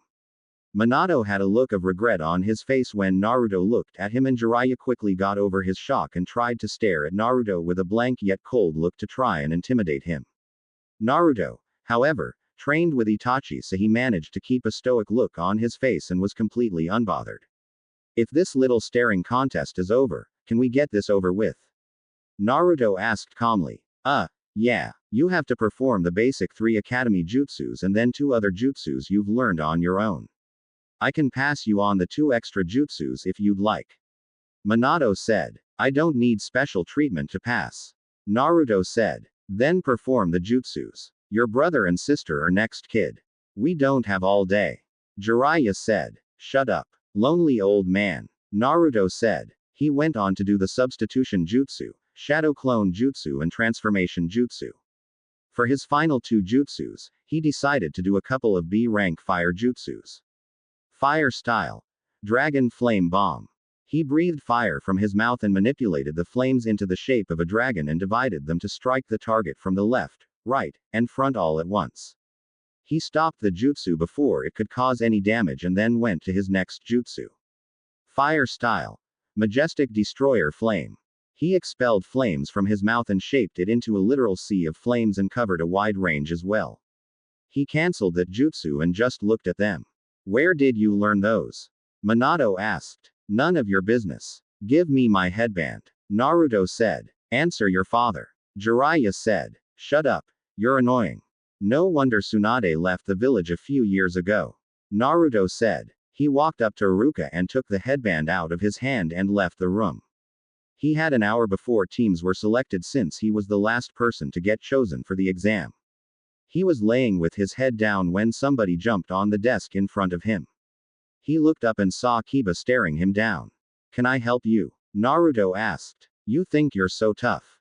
I bet I can beat you." Kiba said. "Do not come at me with such a lie that would make you look even more foolish than you already do. Get out of my face." Naruto said. "Let him be Kiba. We still have team assignments and I've heard that most genin teams spar often. We can just kick his during one of those." Narumi said. "Besides, it's clear he isn't that strong. He always chickens out during the spars at the academy. He's probably the weakest genin this year." Menma said. "Foolish little boy. Do not speak on what you do not know or understand." Naruto said, and Sasuke's eyes went wide hearing those words, and before he could say anything Iruka came back in. "All right, everyone, settle down. I have the list of teams for you now, pay attention." Iruka said. He went through the first 6 teams and they were mainly civilian kids who didn't really pay attention. Naruto zoned out because of him not getting his name called. He was hoping to be on one of those teams, but he figured that now he would be with a bunch of people he doesn't like. He really didn't want to be in this village anymore, but had no place to go. Alright, Team 7 is a bit odd and will consist of Sakura Haruno, Narumi Uzumaki Namikaze, Sasuke Uchiha, Menma Uzumaki Namikaze and Naruto Uzumaki. Your team will have 2 leaders, Kakashi Hatake and Kushina Uzumaki Namikaze. Iruka said. Naruto took off his headband and everyone just looked at him. He took out a kunai and made a slash through the leaf symbol before putting it back on. Everyone was shocked at this because only Rogue Shinobi did that, and that put everyone on guard. "Naruto, why did you do that?" Iruka asked. "Because I hate this village and I'm letting it be known that this is how I feel about it.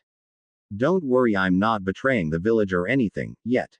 Naruto said. "You'll become a rogue shinobi if you leave," Kakashi said as he and Kushina came into the room. "I can care less about any of that. This village sucks and I have no ties keeping me here. The first time I have a chance to leave, I'm doing it." Naruto said. "You'll be hunted down," Kushina said. "Mom, I really don't care. Besides, if I'm hunted down, it would take a borderline Sannin level shinobi to beat me. Once I leave, I'm never coming back. Plus, where I plan on going, you'll never be able to reach me." Naruto said. "Please, you're weak. I'm the strongest in this class because I'm an Uchiha. Menma would be the second strongest and you're at the bottom." Sasuke said. "Tell him, Sasuke." Sakura yelled. "You're barely an Uchiha. You don't even have your Sharingan unlocked. You're nothing more than a glorified civilian from the Uchiha clan. If I'm so weak, why haven't my mother and Kakashi noticed that I'm standing behind them and you're all looking at an after image?" Naruto said, and both Kushina and Kakashi turned around and Naruto was indeed behind them. "I'll be on the roof for the stupid team meeting," Naruto said and walked out. "Let's go Team 7. Kushina said. "Rooftop. Alright, tell us your names, likes, dislikes and dreams for the future." Kushina said. Can you go first so we know how it's done?" Sakura said. "You just give your damn name, likes, dislikes and dreams. There's nothing difficult about that. You'd think someone who became Kunoichi of the year would know that." Naruto said. "Naruto, shut up," Sakura yelled. She took a swing at him and missed. His finger twitched and then all of a sudden Sakura was frozen still and her eyes became cloudy. Nobody knew what happened and it took Kushina and Kakashi some time to realize she was under a genjutsu. They released the genjutsu and Sakura started to scream and sank to the ground holding her knees to her chest. He put her in a genjutsu with just the twitch of his fingers. Kakashi thought as he stared down Naruto. "What was that?" Narumi asked. "Genjutsu," Kushina replied. "But he didn't use any hand signs." Narumi said. "Alright, let's just get back on track. I'm Kakashi Hatake. My likes and dislikes, I don't feel like telling you. My dreams for the future, never really thought about it." Kakashi said. "Well, I'm Kushina Uzumaki Namkike. My likes are my family and ramen. I dislike perverts and liars. My dream for the future is to see all of my children happy and make my family whole again." Kushina said and glanced at Naruto. "Sakura, you go next." Kakashi said. "I'm Sakura Haruno. What I like, I mean the person I like. Squeal my dream for the future, squeal." Sakura said. What do you dislike? Kakashi asked. Naruto. Sakura yelled. Sasuke, you're next. Kushina said. My name is Sasuke Uchiha. I hate a lot of things and I don't particularly like anything. What I have is not a dream because I will make it a reality. I'm going to restore my clan and destroy a certain someone.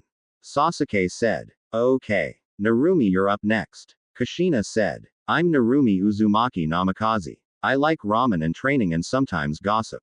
My dislikes, well, you can say there's one person in particular that I don't like, and rapists and perverts. My dream is to become the strongest kunoichi in history. Narumi said. I'm Menma Uzumaki Namikaze. I like ramen and training. My dislikes are the loser Naruto and anybody who tries to mess with me.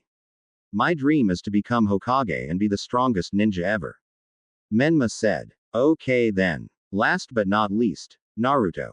Kakashi said. I'm Naruto Uzumaki. Naruto said. No likes, dislikes or dreams. Kushina asked. I like being left alone. I dislike this village and everyone in it, and my dream is to leave this shithole of a village. Naruto said. No friends. Kushina asked. No. My only friend doesn't live here, and the people I consider my brothers, one of them is dead and the other is a rogue ninja since he killed his own clan. Naruto said. You knew Itachi? Sasuke asked. He trained me for 2 years with Shisui Uchiha before everything went down. Naruto said. I demand you teach me everything you know. Sasuke said. No. Naruto said. Meet us at Training Ground 7 at 5 a.m. You have a test to see if you'll become an actual genin or be sent back to the academy. Kakashi said, not wanting a fight to break out. What do you mean go back to the academy? Sakura asked. Out of the 29 graduates who just came here, only 9 will be accepted. However, since we have an odd amount, 11 will be accepted as genin. The other 18 will be weeded out and sent back to the academy. In other words, this is a make it or break it pass-fail test. The chance that you fail is at least 66%. Kakashi said. That's crazy. We worked hard to get here. What was that graduation test for anyway? Menma asked. That was just to select candidates who might become genin or not. Kushina said. What? Narumi asked. That's how it is. We decide whether you pass or fail. Kushina said. Just be at the training area by 5 a.m. Kakashi said and vanished. You heard him. 5 a.m. Kushina said and vanished. Next day, everyone was at the training ground waiting except for Kakashi. Kushina looked around as they sat around and talked. Menma and Narumi were talking together and Sakura was talking to Sasuke, trying to get him to go on a date with her. Kushina just shook her head at that. She looked around for Naruto but couldn't see him or sense his chakra signature. She wasn't the best sensor, but she should be able to feel Naruto's chakra. What she didn't know was that Naruto was up in the trees taking a nap. Hello everyone. Kakashi said as he appeared. You're actually on time. Menma and Narumi said. Well, I didn't get lost on the road of life and that cat wasn't around today. Plus your mother has my book. Now, let's begin. Kakashi said. We can't start without Naruto. Sakura said. He's already here. Kakashi said, pointing to a tree, and they all saw him sleeping. Naruto Uzumaki, wake up this instant.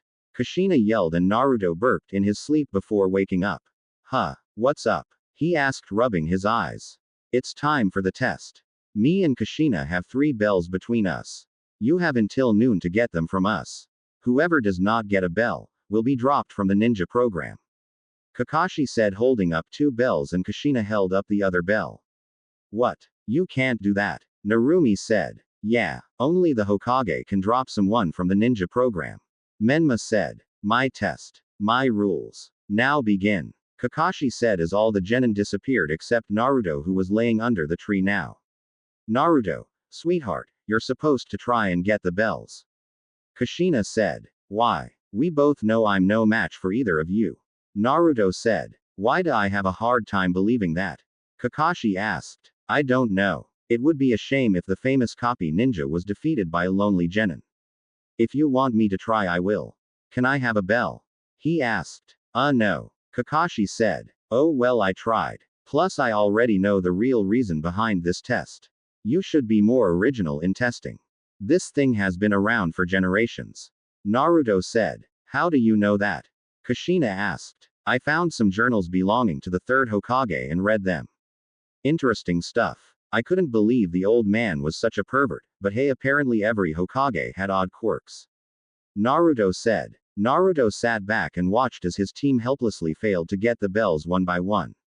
Menma got poked in the by Kakashi and Naruto got a chuckle out of that one. Narumi kept falling for the simplest traps and did nothing but spam shadow clones. Sakura was caught in AD rank genjutsu, something that she should easily be able to get out of. Sasuke showed some promise. He used tactics and only struck at Kakashi or Kushina when he thought he had an opening. He failed in the end when Kakashi trapped him in the ground and then the bell rang. Oh well, looks like nobody passed. I guess you all will be dropped from the ninja program. Kakashi said. Drop us from the program. That means we'll have to start all over again. You said that if we didn't take the bells that we'd be sent back to the academy. You can't just change your mind and kick us out. Menma said. Yeah, why would you do that? Narumi asked. Because you don't think like a ninja. You think like little kids, like brats. Kakashi said. Sasuke got angry and attacked him with a kunai, but he wound up on the ground with Kakashi sitting on his back with a foot on the back of his head and his arm being held behind his back. You think it's all about you. Kakashi told Sasuke. Let go of Sasuke. You can't step on him like he's a bug. Sakura yelled. You don't know what it means to be a ninja. You think it's a game, huh? Why do you think we put you on squads? Did you consider that question for one moment? Kakashi asked. I don't know what you mean. Sakura said. I mean, you never realized what this exercise is all about. Not even close. Kakashi said. What it's about? Menma asked. Yes, that's what determines whether you pass or fail. Kakashi said. But that's. I mean, I wanted to ask you about that from the beginning. Sakura said. Use your head. 3 people on a squad. Why do you think we would do that? Kakashi asked. How are we supposed to know why you picked 3 people? We didn't make the rules. Menma exclaimed. Yeah, you stupid scarecrow. Just tell us the answer already. Narumi exclaimed. It's so basic and obvious. It's teamwork. That's the foundation of Konoha's ninja program.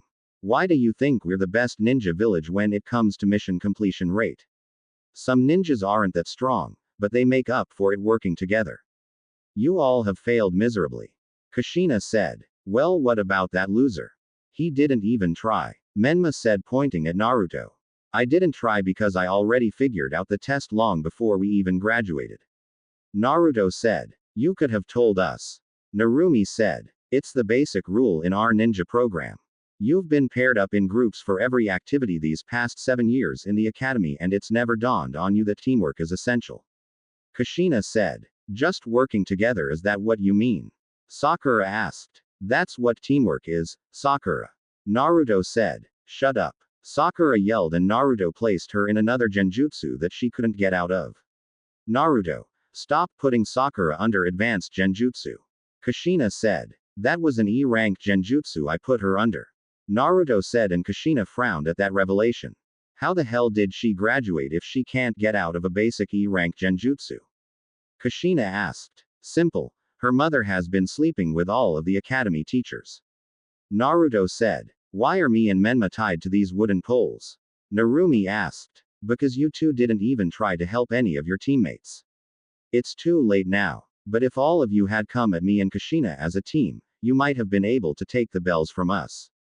Well, anyway, it's over. Kakashi said. Wait a minute. You set it up with 5 people, but only 3 bells. If we worked together and got the bells, only 3 of us could keep them. That would lead to group conflict and the squad would break up. Sakura said. Exactly. We purposely pitted you against each other. We wanted to see if you could overcome that and put the squad ahead of yourselves. A genin should have a natural feel for teamwork. But it never even crossed any of your minds except for Naruto. Sakura. You obsessed about Sasuke who was gone, while Menma was right in front of you and you wouldn't lift a finger to help him. Kakashi said. Menma and Narumi, you both thought just because you're the Hokage's children that you didn't need any help. You both have been rushing into everything, falling for the simplest tricks and traps. You did everything on your own and didn't even consider helping none of your teammates. Kushina said. And you, Sasuke, Thought the others were so far beneath you, they were worthless. Arrogance. Kakashi said. Naruto didn't do anything either. Narumi said. He did, you just couldn't see him. He's been using his wind manipulation skills to throw us off and give you all an opening that you never saw because you were all too quick to rush into a fight instead of coming up with a plan of attack and analyzing the situation. Kushina said. Ninja missions are carried out in squads. Of course, you need individual skills, but teamwork is the most essential element. Every shinobi understands this. When individuals put themselves above the squad, this can lead to failure and death. For example, Sakura, kill Menma now or Sasuke dies. Kakashi said and put a kunai to Sasuke's neck and everyone but Naruto and Kushina were freaking out. That's what happens on a mission. Kakashi said and removed the kunai from Sasuke's neck. Oh boy, that was really scary. Sakura said. The enemy takes a hostage and you've got an impossible choice and someone ends up dead. Kakashi said. On every mission, your life's on the line. We don't have time for silly little games or people who aren't serious about becoming a ninja. Kushina said. Did you look at this stone? The names engraved on it. They're all ninja who are honored as heroes in our village. Kakashi sajd. That's it. That's it. That's it. Now, I know. I've decided I'm going to have my name engraved on that stone. I'm not going to live and die for nothing like a dog. On top of becoming Hokage, I'm going to be a hero. A hero. Menma exclaimed. They're a special kind of hero. Kakashi said. Huh, what kind of heroes are they? Come on, tell us. Narumi said. Well, Menma asked. They're all KIA. Kakashi said. Ooh, that sounds real cool. Menma said and Narumi nodded with him. It means killed in action, dumbass. This stone has the names of all ninja that have died in combat protecting this village or on a mission. You two were trained by 5 of the greatest ninjas from this village, yet you don't even know what this stone is about.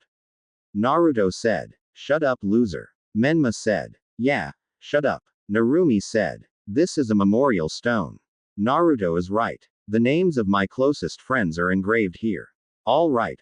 I'm going to give you one more chance. But I'm going to make it much harder on you. You'll have 3 hours to get a bell. Eat lunch now to build up strength. But, Menma and Narumi don't get any. It's your punishment for being tied to the tree stump. If anyone tries to feed them, that person will fail immediately. I make the rules. You follow them. Got it. Here are some bento boxes we had prepared, now eat up. Kakashi said and walked away. Sakura and Sasuke grabbed a bento box and began eating. Naruto simply looked at his bento box and didn't want it. He heard Menma and Narumi's stomach growling and decided to have a little fun with them for all the stuff they put him through growing up. He simply walked up to them and sitted the bento in half, placing one side on the ground in front of them. Naruto. What are you doing? We can't feed them. Kakashi said so. Sakura said. I'm not feeding them. Their stomach is growling and they seem hungry. If they want to eat, they can have mine. Of course they'll have to feed themselves since I'm not a babysitter. Now, eat up. You'll need your strength. Naruto said with a smirk and walked away to where Kushina and Kakashi were hiding. Is that necessary? Kushina asked. Think of it as payback for everything they put me through growing up. Naruto said and they saw Sakura offer to help feed them the food. Looks like they pass. Kushina said and Kakashi disappeared and then a huge cloud of smoke appeared in front of them. You broke the rules. I hope you're ready for the punishment. Any last words? Kakashi asked and went through hand signs creating a dark cloud. But you said. Menma said as he was shaking. Yes. Kakashi asked. You said that there were 5 of us. That's what you said and that's why Sakura. Menma stopped talking. We're all on this squad as we're all in it together.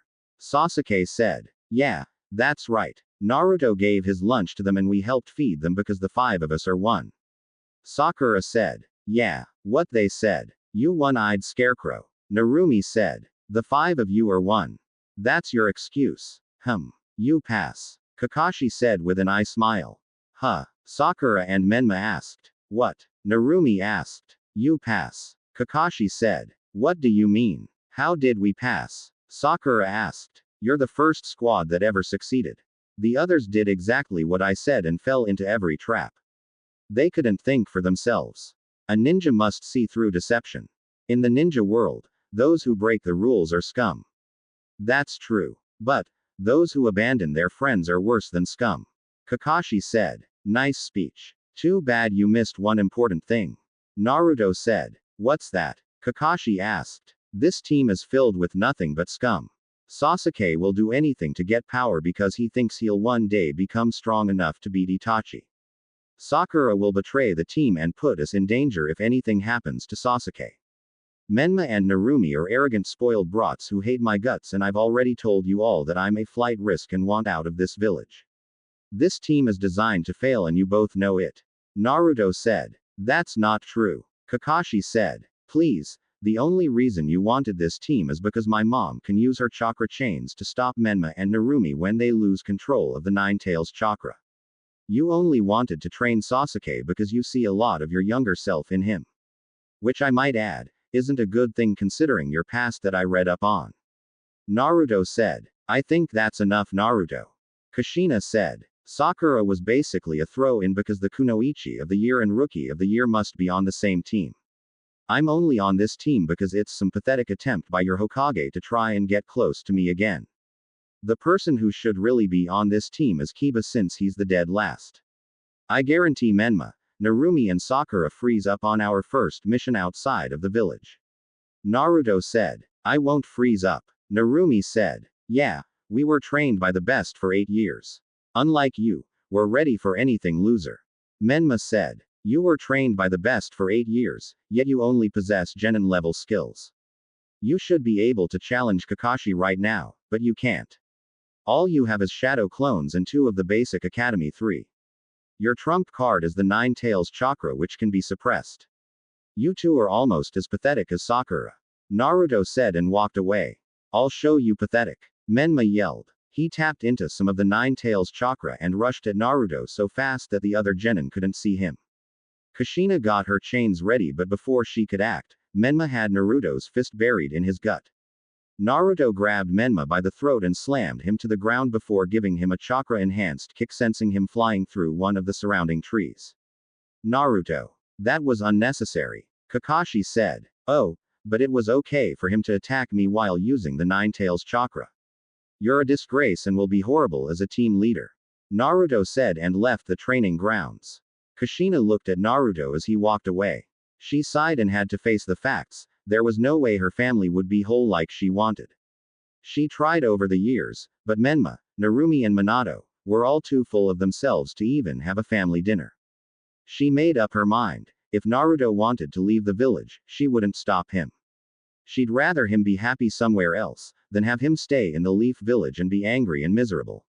I tried, Mito. I really tried. Kushina thought and vanished. Sasuke. I'm at point B. Sasuke said. Sakura. I'm at point C. Sakura said. I got the cat. Naruto said. Naruto. You were supposed to eat for all of us to get in position. Kakashi said. Yeah, like I'm gonna wait for all of you just to catch a damn cat. Let's take this thing to the mission office and get this chore over with. Naruto said. Is the cat still alive? Kushina asked. No. Naruto said. You weren't supposed to kill it. Narumi said. You idiot. You just failed our mission for us. Menma said. Don't care. Naruto said and broke his headset he was wearing. Mission office. What did you do to my Tora? A fat lady asked. I killed it. Naruto said. Naruto. The mission was to find Tora and bring her back. Minato said. We completed the mission. If she wanted the stupid cat alive, then she should have been more specific in how it's brought back. Naruto said. I actually don't care. I wanted a dog, but my husband keeps buying me cats. I'll pay you quadruple for getting rid of the cat. She said and paid them quadruple the amount. I like this one. You may be able to join the Fire Guardian 12 if you do well in the Chunin exams. The lady said. That's if I even last here. I plan on leaving this shithole of a village, so don't bet your hopes up, lady. Naruto said. Naruto, shut up. Sakura yelled. You're going to get dad in trouble. Narumi yelled and Naruto just placed both of them in AC rank genjutsu. Listen here, loser. You've got 3 seconds to release my sister and her friend from that genjutsu or else. Menma said. Or else what? Naruto asked. Or else you won't like what I do next. Menma said. Menma started drawing on the Nine Tails chakra and Naruto just stared at him with a blank expression. Naruto added more and more chakra into the genjutsu, causing Narumi and Sakura to scream out some more and even louder. Menma grew a tail from the Nine Tails chakra and charged at Naruto, who just grabbed him by the throat and choked him until he passed out. He dropped Menma to the floor and kicked him over to where he knew Jiraiya was hiding. Control your pet fox before I put him down for good. Tell that pervert hiding that he sucks as a teacher if this is all his students can do. Naruto said. Perhaps we should take a C rank mission. Kakashi said. Are they ready? Minato asked, looking at Naruto. Don't look at me. Look at the rest of this team. Naruto said. They're ready. Maybe this mission will push them all to become better. Kushina said. Send in our visitor. Minato said, and the door opened, revealing a drunk old man. What the? A bunch of little snot-nosed kids. The pink-haired girl looks like she'll faint if she broke a nail. The emo kid looks like somebody killed his favorite pet. The small redhead girl can't even control her own bladder. The one-eyed scarecrow probably can't see how many fingers I'm holding up. Then we have the little one with the idiotic look on his face. You really expect me to believe he's a ninja? The man asked. Who's the little one with the idiotic look on his face? Menma asked, and everyone just looked at him. I'll demolish you. Let me get my hand on him. Menma said while being held back by Kakashi. You can't demolish the client, Menma. It doesn't work that way. Kakashi said. At least the dual hair-colored boy looks like a ninja. The redhead beauty though, she can just do the mission by herself with me. Maybe we can get to know each other better. The man said, and then a kunai went through his bottle of sake and was stuck right by his ear. Watch how you talk about my mother.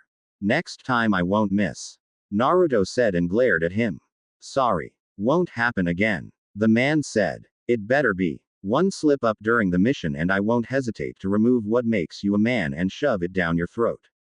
What's your name anyway? Naruto asked. I am Tazuna, a master bridge builder, and I must return to my country. I'm building a bridge there that would change our world, and I expect you to get me there safely, even if it means giving up your life. Tazuna said. Well, this is Kakashi Hatake and Kushina Uzumaki Namikaze.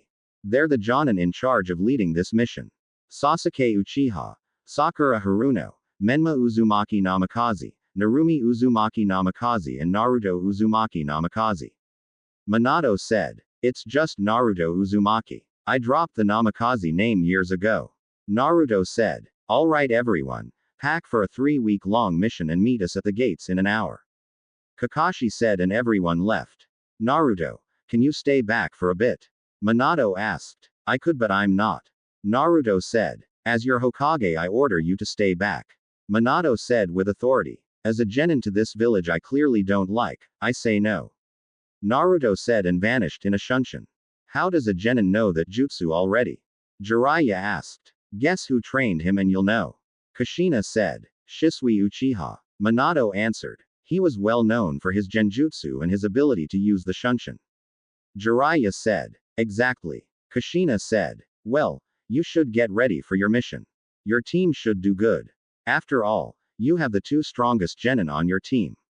Jiraiya said. Who? Kushina asked. Menma and Narumi. Minato said. They're not the strongest genin. Certainly top 5, but they're not the strongest. Kushina said. Kushina, they're borderline Jonin level shinobi. There's no way they aren't the strongest genin. Jiraiya said. You're right, they are Jonin level shinobi, but that's only when they use 2 tails of the 9 tails chakra. Take away the 9 tails chakra and they're just mid-genin level shinobi. They refused to learn any taijutsu and both settled for a random brawling style. You were there when they didn't want to learn fuinjutsu. They'll never be able to do genjutsu and can't really get out of genjutsu, as you saw earlier. Ninjutsu-wise, they only know the shadow clones and 2 of the Academy 3. You 2 allowed them to only rely on the 9 tails chakra and failed to actually teach them anything. I heard about you having Naruto do an extra 2 jutsus for his headband. That's the reason he wants to leave this village now. Kushina said. He wants to leave. Why? Minato asked. Because he doesn't like the village or its people. Besides me, Shizune and Anko, he doesn't have any ties to this village. He's already made a slash mark through his headband. I'll give him 6 months to a year before he leaves and I might not join in stopping him. Kushina said. He's just a genin. We can send a chunin after him and get him back. Jiraiya said. See, that won't work. You'll need to send an Anbu squad after him. He's almost as strong as Kakashi or possibly stronger than him. I've bonded and sparred with him a few times over the years. I've been fighting him at mid-jonin speeds and he was able to keep up with me. He's the strongest genin. He's essentially a seal master. His taijutsu is probably mid-Anbu level. Genjutsu is, dare I say, at the level of Shisui when he was his age. It might be better. Ninjutsu. He has 4 chakra natures and mastered them all. His kenjutsu is good as well, he just doesn't have a sword that works for him. He's years ahead of all the genin we have this year and most chunin and jonin. Kushina said. I thought you were supposed to be training Menma and Narumi. We need to make sure they're strong and don't fall on that path of darkness. Jiraiya said. I'm with Jiraiya on this one, Kushina. We agreed to teach Menma and Narumi together. Minato said. That was the plan, but you two decided to ignore everything I wanted to teach them and made them only focus on brawling and some basic chakra control exercises. No ninjutsu. No lessons on breaking genjutsu. No taijutsu other than fighting like a common thug. No fuinjutsu lessons and no kenjutsu lessons. I stumbled on Naruto reading a level 10 sealing book when he was 8 and decided I would try to mend the broken relationship we had and we've become like an actual mother and son. Kushina said. We're all waiting for you, Mom. Naruto said, appearing in the office again. I'm on my way. Kushina said and left. Naruto. Stay back for a second. Minato said. No. Naruto said and vanished. This isn't good. With Naruto being so strong, Menma and Narumi will become obsessed with being stronger than him and will possibly do anything to get strong. We need to train them harder now. Jiraiya thought. Minato. We need to up Menma and Narumi's training. If they see Naruto's true strength they can begin to obsess over power and take any way they can. Jiraiya said. I know. We'll talk to them after the mission. Minato said. What about Naruto? Jiraiya asked. I'll have an Anbu unit keep an eye on him whenever he's in the village. Since he's a flight risk, I'll have to hold him back from being promoted. He can still compete in the Chunin exams, but he won't be able to make Chunin. He'll stay a genin until he is no longer a flight risk. Minato said and Jiraiya nodded, unaware that Kushina was right outside the door listening. Team 7. Yeah, alright. Menma exclaimed as they walked out of the village gates. What are you getting so excited about, Menma? Sakura asked. This is the first time I ever left the village. I'm a traveler now, Menma said, looking around. Hey, am I supposed to trust my life to this runt? He's a joke, Tazuna said, and Menma stopped looking around. He's with us and both Kushina and I are jonin, so you don't need to worry. Kakashi said. He's just excited about being out of the village. I'm sure all of them are. Kushina said. I know I am. Narumi said. I've been out of the village before with my family. Sakura said. HN. Sasuke said. Hey, never insult a ninja. It's a big mistake. I'm one of the greatest ninja ever. Someday I'm going to become Hokage and you'll look up to me. My name's Menma Uzumaki Namikaze. Remember it. Menma said. Let's just go. Kakashi said. Hokage are powerful and wise. You are puny and brainless. The day you become Hokage, I'll sprout wings and fly. Tazuna said. Ah, shut up. I'm willing to do anything to become Hokage, no matter what it takes. When I do, everyone will have to admit that I'm the top ninja, including you. Menma said. You can start by shutting up. A Hokage wouldn't yell at the top of his lungs like a dumbass and possibly get his team killed. Naruto said and walked away while taking a glance into the trees, something Kushina caught onto. What's the matter? Kushina whispered as she caught up to Naruto. This isn't a C-ranked mission. We're being followed by 2 Chunin level ninja and if I had to guess, Tazuna is their target. There's 2 more further ahead. One of them is a low Jonin level shinobi. The other is as strong as Kakashi. Naruto whispered. We have to go back. Kushina whispered. No we don't. We have a cage level kunoichi, an elite Junin and a mid-Anbu level genin. We'll be fine. Naruto said. Yes, but you've never fought anyone outside of me. Kushina said. Not true. That old man Danzo, who's on the council, kept sending his illegal Anbu after me over the years and I've had to fight them off. He thinks I still have some of the 9 tails in me, but me and you know that I don't. He stopped sending them when I was 11 since they would never return. Naruto said. Why didn't you tell me? Kushina asked. Because your mother instincts would kick in and you'd go and kill him. Can't have one of the 3 people I actually care about in this village get sent away because of Danzo. He'll get what's coming to him, but for now, careful planning is needed. Naruto said. Excuse me, Mr. Tazuna. Sakura asked. What is it? Tazuna asked. Your country is the land of waves, right? Sakura asked. Yeah, what of it? Tazuna asked. Kakashi-sensei, there are ninja in that country too, aren't there? Sakura asked. No, there are no ninja in the land of waves. But in other countries there are hidden villages, each with their own different customs and cultures, where ninja reside. Kakashi said and paused before continuing. To the people of this continent, the existence of shinobi villages means strength, military strength.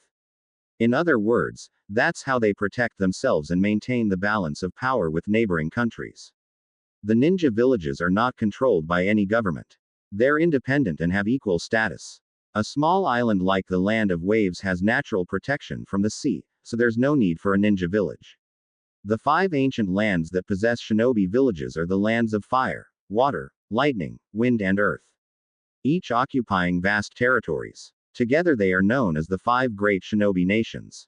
Only the leaders of these hidden villages are permitted the name Kage, which means shadow. Hokage, Mizukage, Raikage, Mizukage and Tsuchikage. These are the leaders of the 5 shadows that reign over thousands of ninja. Kakashi said. Then Lord Hokage's really important. Sakura said. Our dad is pretty awesome.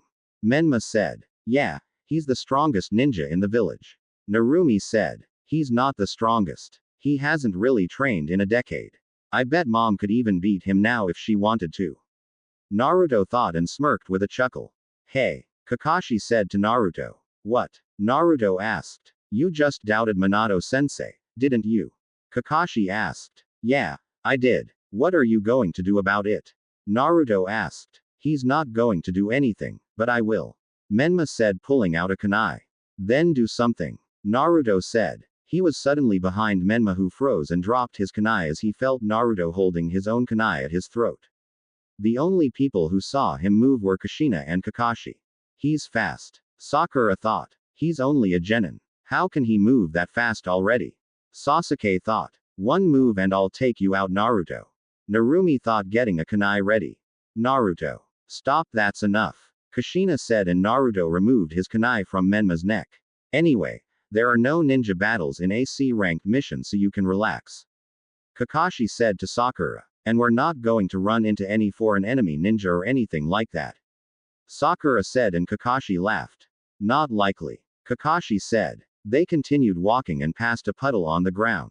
Sakura, Menma, Narumi, Sasuke and Tazuna thought nothing of the puddle. Naruto, Kakashi and Kushina, however, all knew it was a trap. Kakashi looked at Kushina out of the corner of his eye and she nodded slightly. Naruto kept his impassive face and acted as if nothing happened. They walked some more and out of the puddle came 2 shinobi and they wrapped some chains around Kakashi and Kushina, who were then ripped to shreds. Mom! Menma and Narumi yelled. The 2 enemy ninja appeared behind Menma and Narumi and went to attack them. Before they could do anything, Sasuke jumped into action and threw a kunai and shuriken, pinning the enemy chain to a tree. Sasuke landed on their gauntlets and pushed them away from the tree until the chains broke. The enemy ninja then ran away from them and straight at Sakura, who was guarding Tazuna. She ran in front of Tazuna with a kunai ready and Sasuke went in front of her to help. Before they knew what happened, Kakashi and Kushina had both of the ninja in a headlock. Hi, Kakashi said. Hey guys. Kushina said. Kakashi and Kushina sensei. They're alive. Sakura thought. Huh, show off. Sasuke thought. Wait, what? Menma asked. I thought you both were dead. Narumi exclaimed. We used a substitution jutsu and a small genjutsu. Kushina said. Sorry we didn't help you right away, Menma. I didn't mean for you to get hurt. We just didn't think you'd freeze up like that. Kakashi said. They saved me after all. Tazuna thought. Good job, Sasuke. You too, Sakura. Kakashi said, and then they heard a loud scream. So, Tazuna. Not that I care, But why did you lie about the mission? Naruto asked. What do you mean? Kushina asked. This is an A- rank mission. He needs an escort because Gato of Gato's shipping business is bleeding the land of waves bad and Tazuna is the only hope they have. He's building a bridge and Gato doesn't want that to happen. These two ninja are after Tazuna to kill him and if they fail, they have two more accomplices up ahead waiting for us. Naruto said. How do you know? Kakashi asked. While you were giving heaps and praise to Sasuke and his fangirl, I was using a genjutsu to torture and interrogate our little buddy over there. Now, I don't know about all of you, but I'd like to keep going. I want to fight whoever the shinobi is ahead of us. Naruto said. Well, we can continue, but I'd have to send for backup. Team 8 is the only available team so they would have to meet up with us. Kushina said and Naruto groaned. Can it not be Team 8? He asked. What's wrong with Team 8? Kushina asked. Kurenai is fine, I know her through Anko. It's her team that's the problem. Kiba is a horny little boy who thinks he's the best and never knows how to lie down like a good little doggy that he is. Shino has one more time to put one of his bugs on me or I'll kill him in front of everybody and Hinata is the worst of them all. Naruto said. Hinata is so sweet though. What could be bad about her? Kushina asked. She's a damn stalker. She constantly follows me around that damn village and even uses that Byakugan to try and spy on me. I'd rather die than go on a mission with them. Naruto said. We need the backup though.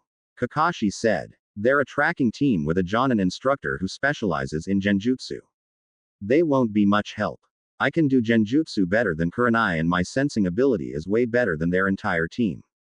I can feel people over 20 miles away in all directions without even trying and I can even tell their emotions.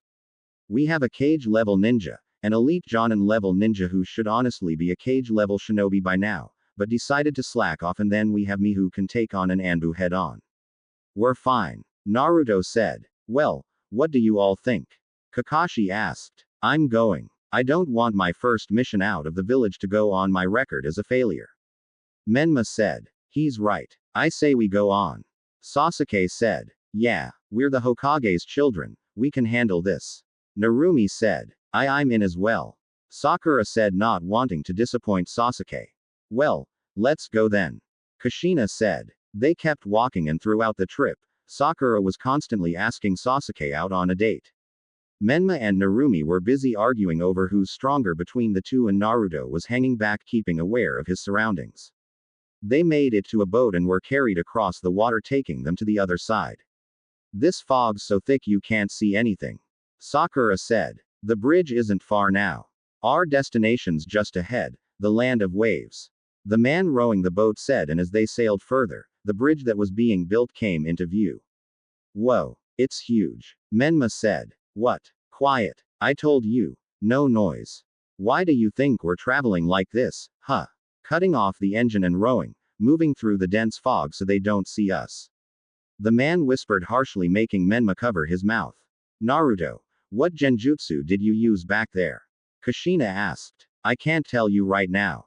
Naruto said. Why not? Kushina asked. Because it has to do with a secret I haven't told anybody. Naruto said. You do know I can force you to tell us. We are your Jonin instructors after all. Kakashi said. You do realize I can create a seal in less than a second and kill all of us, right?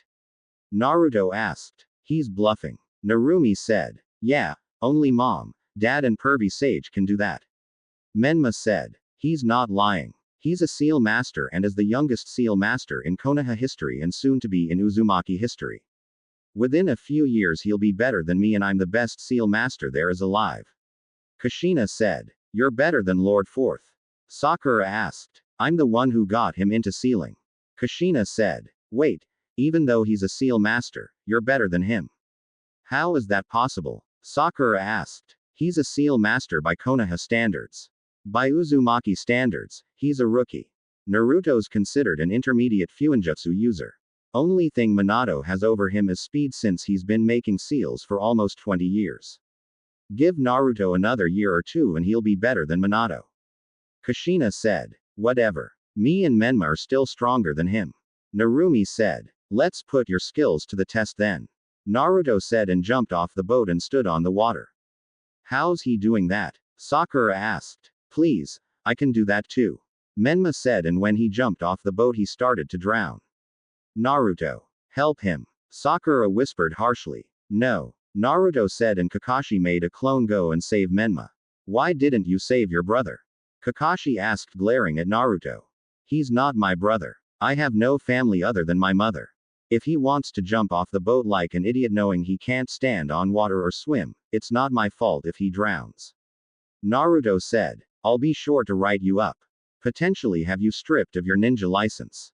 Kakashi said. Then do it. It makes everything easier for me when I decide to leave that shithole of a village.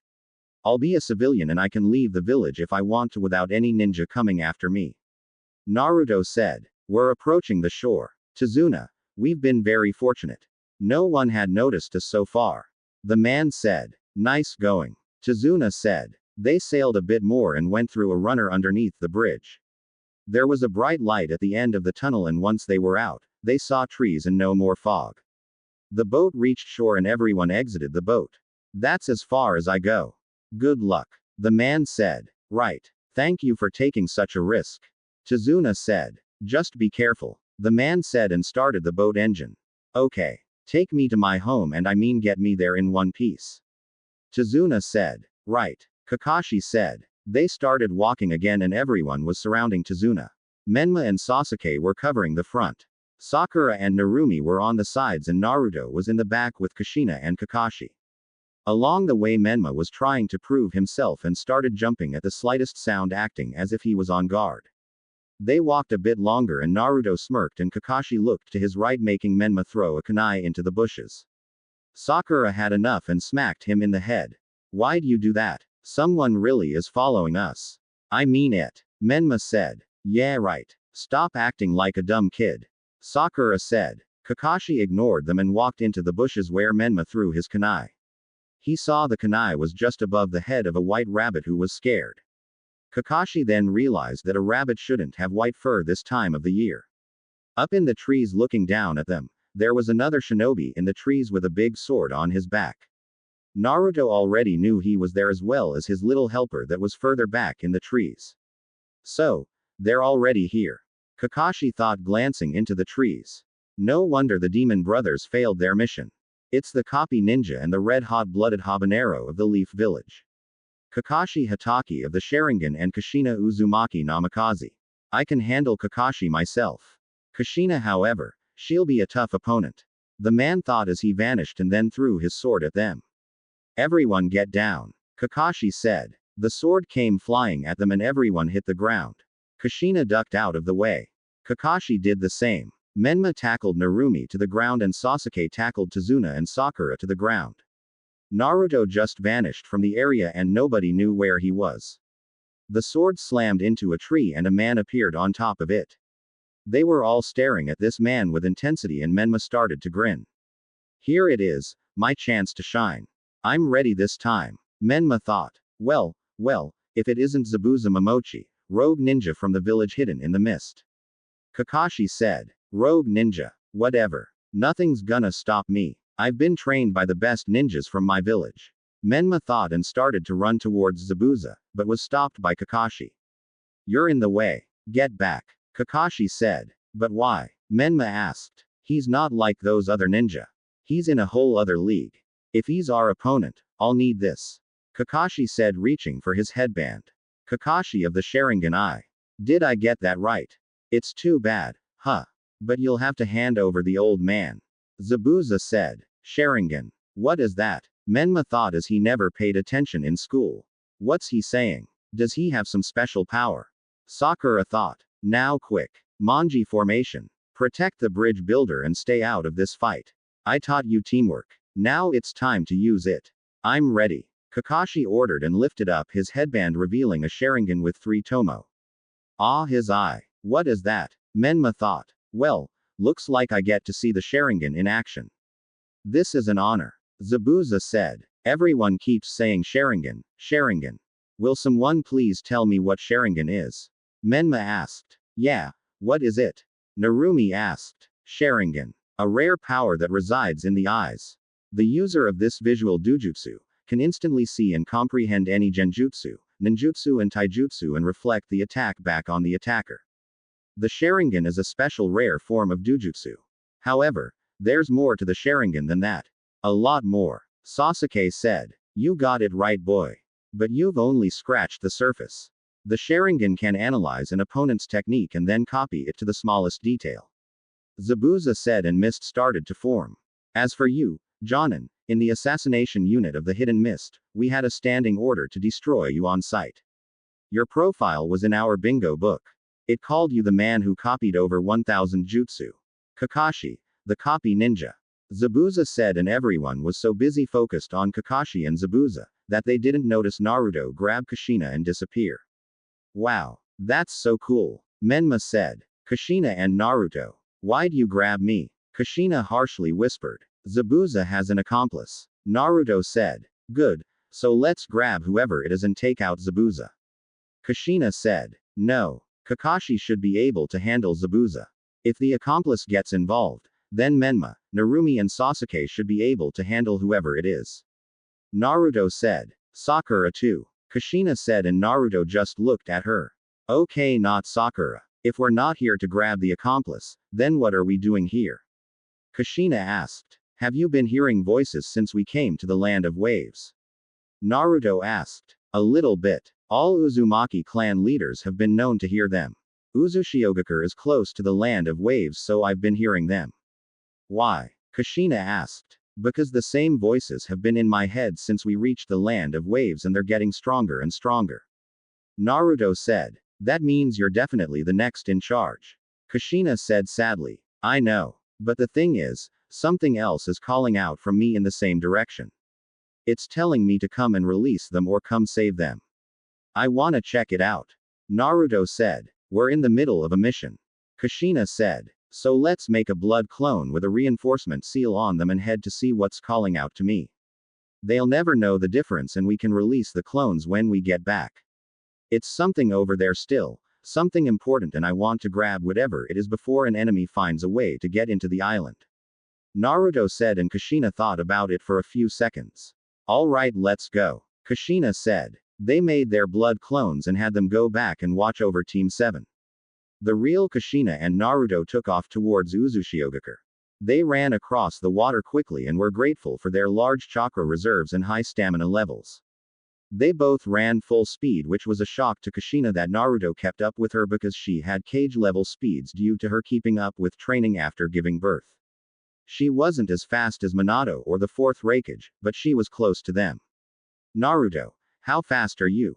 Kushina asked while running. I don't know. Ever since I learned how to make resistance seals and have them increase when it became too easy for me to move around, I've never deactivated them. Naruto said. You do realize I'm running at full speed, right? Kushina asked. Now, I do. I thought you were running slow in order for me to keep up. Naruto said. I think if you deactivated the seals you'd be as fast as the fourth Raikage. Anyway, we should get there in a few more minutes, and I know the voices are getting louder for you since they are for me. Kushina said. Yeah, they are. Naruto said. What are you going to do with whatever you find? It could be sealing notes or weapons. Kushina said. Whatever it is, you can have it. There's got to be more Uzumaki alive out in the world hiding. There's no way they didn't have a backup plan to get the young children out of the village in case of an attack. There must be more out there. Naruto said. Are you sure you don't want it? Kushina asked. We both know when you pass over the title of clan head that I'll be away from the village. I don't want the clan head seat. Narumi can have it. Naruto said. Where will you go? Kushina asked. Another dimension. Naruto said. How's that even possible? A seal or something? Kushina asked. No. What I'm about to show you cannot be repeated to anyone. Naruto said. What is it? Kushina asked. This. Naruto said, and activated his Sharingan. What the hell? How? Kushina yelled, and Naruto went on to explain everything to her about the Nine Tails and how he unlocked his Sharingan. Let me get this straight. The nine-tailed fox is no longer inside of you and is now split into two, with Menma and Narumi each holding a half. The nine-tailed fox also unlocked your Sharingan, which is from Minato's lineage that he doesn't even know about, and the nine tails also gave you an incredible healing ability. Kushina said. Yeah. Naruto said. Wait, The Sharingan doesn't have any abilities that can open a portal to a different dimension. Kushina said. Yes, it does. Naruto said and activated his Mangekyo Sharingan, Naka's Mangekyo design. What is that? Kushina asked. This is the Mangekyo Sharingan. The fourth level after the usual 3 Tomo Sharingan and is only activated after a deep emotional situation. It is usually activated when somebody close to you dies. Naruto said sadly. Shisui is what caused you to activate your Mangekyo. Kushina said. Yeah, I've had it since I was 7. The Mangekyo grants you better vision and unique abilities, like the Kamui, Tsukuyomi, Koto Amatsukami, Amaterasu, Kagutsuchi, Izanami, Izanagi and Susanoo. Naruto said. What's the price? This sounds too good to not come with a price. Kushina said. The price is if you overuse the Mangekyo Sharingan, then you become blind and must seek out a pair of Mangekyo Sharingan eyes from a relative to achieve eternal light. Naruto said. None of your relatives have the Sharingan though. So you'll become blind then. Kushina said. No, I already have a pair of eyes sealed away that were given to me. The 9 tails tweaked my Mangekyo so I can use any pair of eyes to gain eternal light. Naruto said. Whose eyes? Kushina asked. Shisui's. After he died he gave his eyes to Itachi, who gave them to me, saying Shisui wanted me to have them.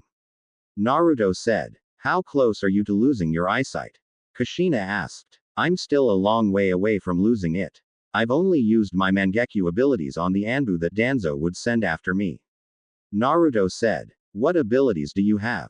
Kushina asked. Tsukuyomi, Kamui, Amaterasu and Kagutsuchi. I guess I have the Susanoo as well, but I just haven't unlocked it yet. I've pretty much got all of those abilities completely mastered. You should know about the Kamui. Naruto said. How would I know? Kushina asked. It's how that masked man who claimed to be Madara Uchiha was able to move you so quickly. Naruto said. How do you know about that? Kushina asked. He tried to capture me when I was training a few years ago. I have the Uzumaki sensing ability, but mine is enhanced so I was able to sense him coming. I tricked him with a shadow clone, and due to me talking to the 9 tails I told him that I knew about everything that happened when we were born. He'll be back, so if you want Menma and Narumi to live, then you better make sure they are trained seriously. He might have a group of people gathered up right now to capture all the tailed beasts. Itachi told me about this group called the Akatsuki that he's joining. Naruto said. Why didn't you say anything? Kushina asked. When it happened, we didn't exactly have a relationship. Actually, we never even talked unless it was me getting in trouble for something Menma and Narumi did. After a while, none of you actually paid attention to me. Naruto said. I know. I was too caught up in Menma and Narumi being the child or children of prophecy that I was neglecting you. It took Anko bringing you home one day after she helped you train for me to realize I was neglecting you. Kushina said. It's water under the bridge now. We're actually like a mother and son now. Naruto said. I don't know everything though.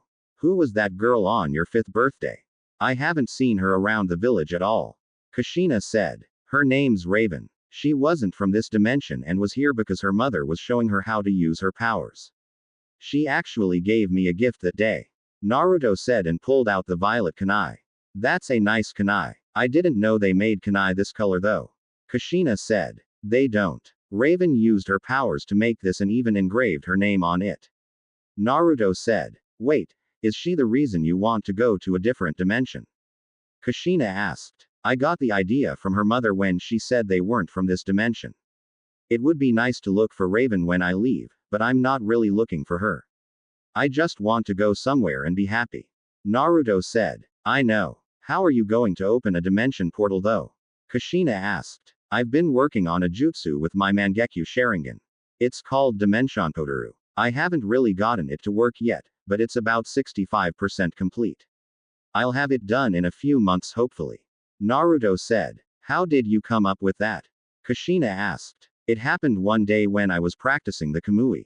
If I can trap things in a pocket dimension that only I can access, I thought about being able to transfer myself to another dimension itself. I combine it with the power of the Kamui and Hiraishin, but it only works with the Mangekyo Sharingan. It's supposed to open up a portal that allows me to walk through it and enter another dimension. Naruto said. That's impressive. I do have to admit though, I don't want to see you leave. Kushina said. I know. Maybe we'll be lucky enough to get a summoning contract and sign it. We'll be able to send letters through them. The summoning jutsu is basically like dimension traveling. Naruto said. Well, let's find one that we can both agree on that will work for us. Kushina said as they reached Uzushiogakure.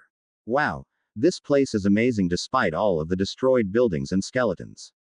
Naruto said. I know. I grew up here and had a few friends before I was moved to Konoha. Kushina said. You realize they kept you and Mito in Konoha because they wanted the Uzumaki sealing scrolls, right? Naruto asked. Of course I knew that. What they didn't know was that only an Uzumaki can learn those seals because only an Uzumaki can read them. I guess that's why Menma can't read them since his Namikaze genes are dominant. Narumi was able to read it, but it was too complicated for her to understand. You on the other hand, I don't know. Neither of your genes are dominant. It shows in your hair half blonde half red, it's amazing. Kushina said. Maybe it's because I can use the Uzumaki chakra chains. Naruto said. You can use the Uzumaki chakra chains. Kushina said as her hair split up into 9 flowing parts. Yeah, Naruto said, shrinking away. Why didn't you tell me? Kushina yelled. I thought you knew. I used them a lot to get practice. It must have slipped my mind. Naruto said. I'll accept that answer. Now we've reached the center of the village and the voices are the loudest here. Kushina said. They entered the main building of the Uzumaki clan and walked over to a seal on the wall. Kushina and Naruto both poured chakra into the wall and it crumbled away. The voices became even louder, giving them both a headache. They walked down some stairs and Naruto had to use his fire manipulation to create a flame in his hand. This impressed Kushina because she's never seen anything like that before. They reached the end of the steps and stood looking at about 15 to 20 scrolls that they knew were sealing scrolls. They also saw a blood-red sword on the wall with a pitch-black handle. Kushina grabbed the sword and spaced out for a minute before she came back to reality and gave Naruto the sword, who did the same thing. That son of a bitch. I can't believe he'd go so far as to sell us out. I'm going to kill him. Kushina said. I feel the same, Mom, but Danzo needs to be dealt with carefully. At least we know that there were a lot of Uzumaki who fled before they were wiped out. Right now we need to focus on getting the rest of the stuff in this vault and then activate the seal that will destroy every trace of the Uzumaki clan on the land. Naruto said. You're right. I still want Danzo dead. He goes after my baby and then I find out he's the reason why my people were wiped out. His days are numbered. Kushina said, and Naruto walked over to the scroll that was by itself. Whoa. Naruto said. What? Kushina asked. It's the Uzumaki summoning scroll. It says only those who are able to hold the sword without getting electrocuted will be able to sign the contract. Naruto said. What contract is it? Kushina asked. It's the bird summoning contract. The eagles and falcons created a lifelong contract with the Uzumaki clan, only being available to those who were able to hold the blood-red sword they created for us. The Uzumaki quickly accepted the contract because the eagles represented inspiration, release from bondage, victory, longevity, speed, pride and royalty. The falcon represents vision, freedom, and victory. All of these were traits required to hold the sword. However, since the attack happened, no one was able to ever sign the contract. I guess the eagles and falcons have been somehow updating the scroll after the clan was wiped out. Naruto said. Let's sign it then. Kushina said, and they both signed their names in blood and watched as both their names turned golden. Should we summon them now?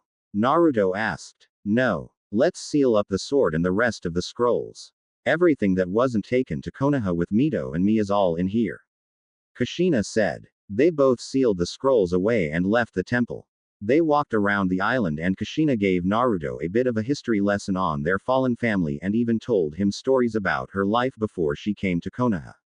Naruto listened to every word she said because what she's telling him wasn't learned in the academy. Nightfall came and they were standing up high on a tree. Kushina activated the seal and watched as everything was absorbed into it and watched as the seal burned away into nothing, erasing all traces of the Uzumaki clan from living here. Let's go back. Kushina said. We'll need a ride. Naruto said. Let's summon a creature from the contract. Kushina said, biting her thumb, going through hand signs. Summoning jutsu. A large puff of smoke appeared and a loud screech came from within the smoke. The smoke blew away and a large 50-foot eagle was standing before Naruto and Kushina. I see we have two new summoners. I am Remo, leader of the Eagle clan. It is a pleasure to meet you, Naruto and Kushina Uzumaki. Although, the boy has an odd color of hair.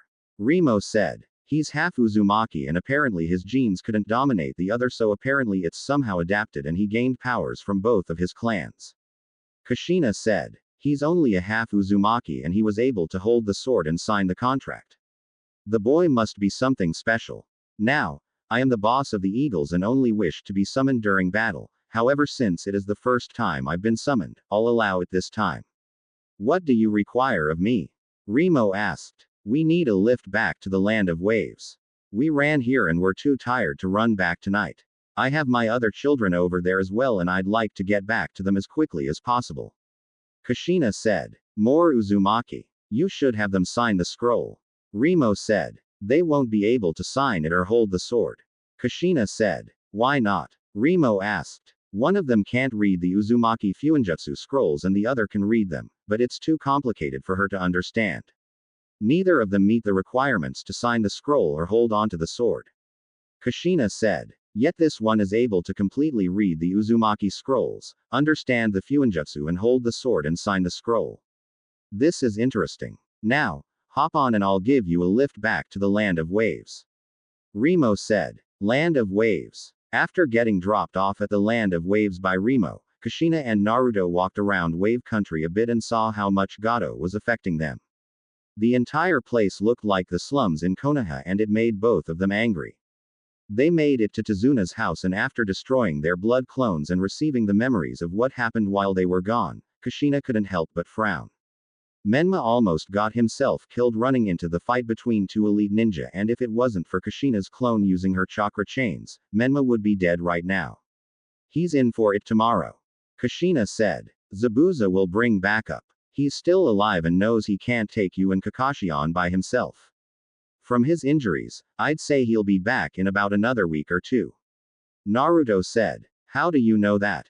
Kushina asked. Shizune taught me about the human body, injuries and how to mend broken bones, place a cast or just wrap a bandage the proper way before she left with Tsunade. I know how to do the mystic palm jutsu, but that's all I'd be able to learn due to my chakra being so dense and having such high reserves. She also gave me the talk about men and women, which I might add was kind of disturbing at the time. Naruto said. Why'd she give you the talk at such a young age? Kushina asked. She said the life of a ninja can bring many surprises and she didn't want me to be unprepared for anything, so she gave me the talk. Naruto said. I guess I'll have to give Menma and Narumi the talk. Kushina said. Menma might not listen. He's a bit like Kiba when it comes to women. Narumi will listen since she still has that fascination of meeting her one true love or being rescued on some big mission and falling in love. Naruto said. Why do you know that? Kushina asked. I sat behind her, Sakura and Ino during the academy every day for years. It's all they would talk about. Naruto said. Let's just get some sleep. We'll deal with everything tomorrow. Kushina said. Next day. I think I overdid it with my Sharingan. Kakashi thought. Waking up. Huh, are you alright? Tsunami asked. I've been better. It'll be a week before I can move normally. Kakashi said, sitting up. See, it's better if you don't move, so just lie down. Tsunami said. Right. Kakashi said. Look, Sensei's coming around.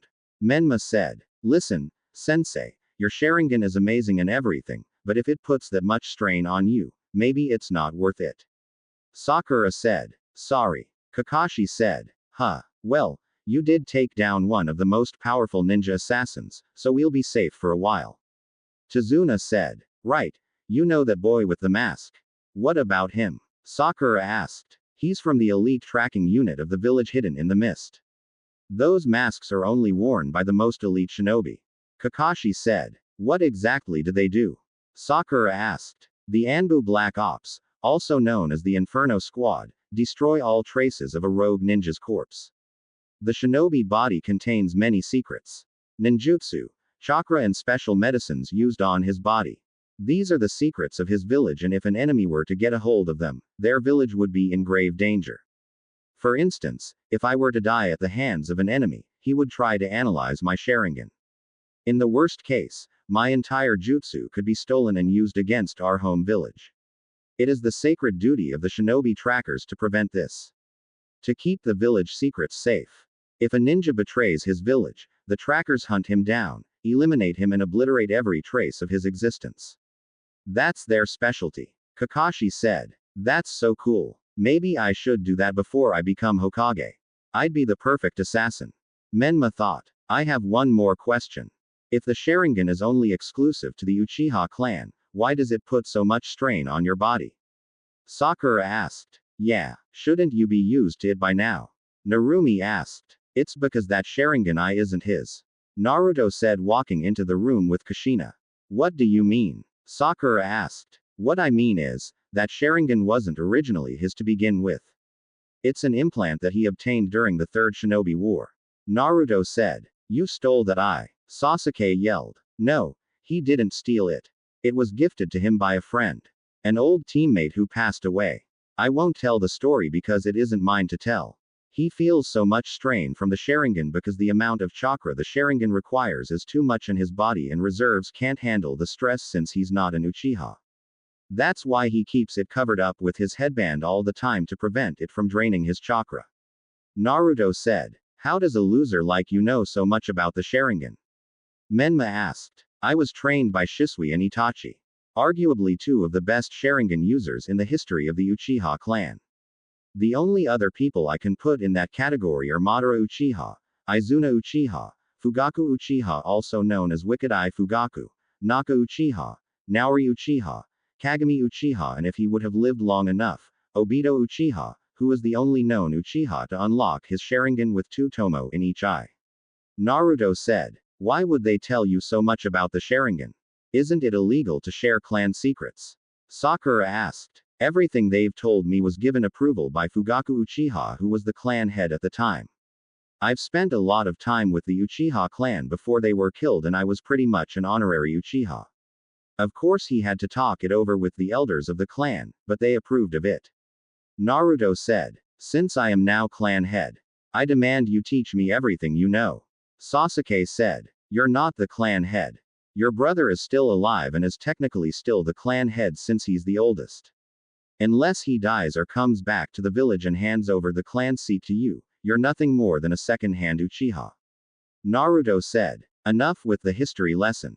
We need to start training. Kushina said. Training for what, mom? Narumi asked. Yeah, we've already completed the mission. Menma said. No, we didn't. The bridge is still not complete and Zabuza is still alive. The hunter Nin didn't kill him yesterday. He used Senbon needles and put Zabuza in a death-like state. He'll be up and running in an hour and will most likely have that fake hunter Nin with him as well as backup. Kushina said. What are we going to be training in? Narumi asked. Maybe a new awesome jutsu like Dad's Rasengan. Menma said. No. We're all working on chakra control and ninja etiquette, since Menma almost got himself killed yesterday rushing into a fight he was ordered to stay out of. Kakashi said. What? Menma, Narumi and Sakura said at the same time. You heard me. Now everyone get to the forest. Kakashi ordered. Forest. All right. Training starts now. First, we will begin with a review of chakra. Kakashi said. Are you kidding me? This is what you're going to start with. We have about a week before Zabuza returns with reinforcements and you want to have an academy lesson. You really do suck as a teacher. I'm going to train on my own. Naruto said and walked away. He's right, Kakashi. A lesson that sat through in the academy for 7 years and probably slept through isn't going to help.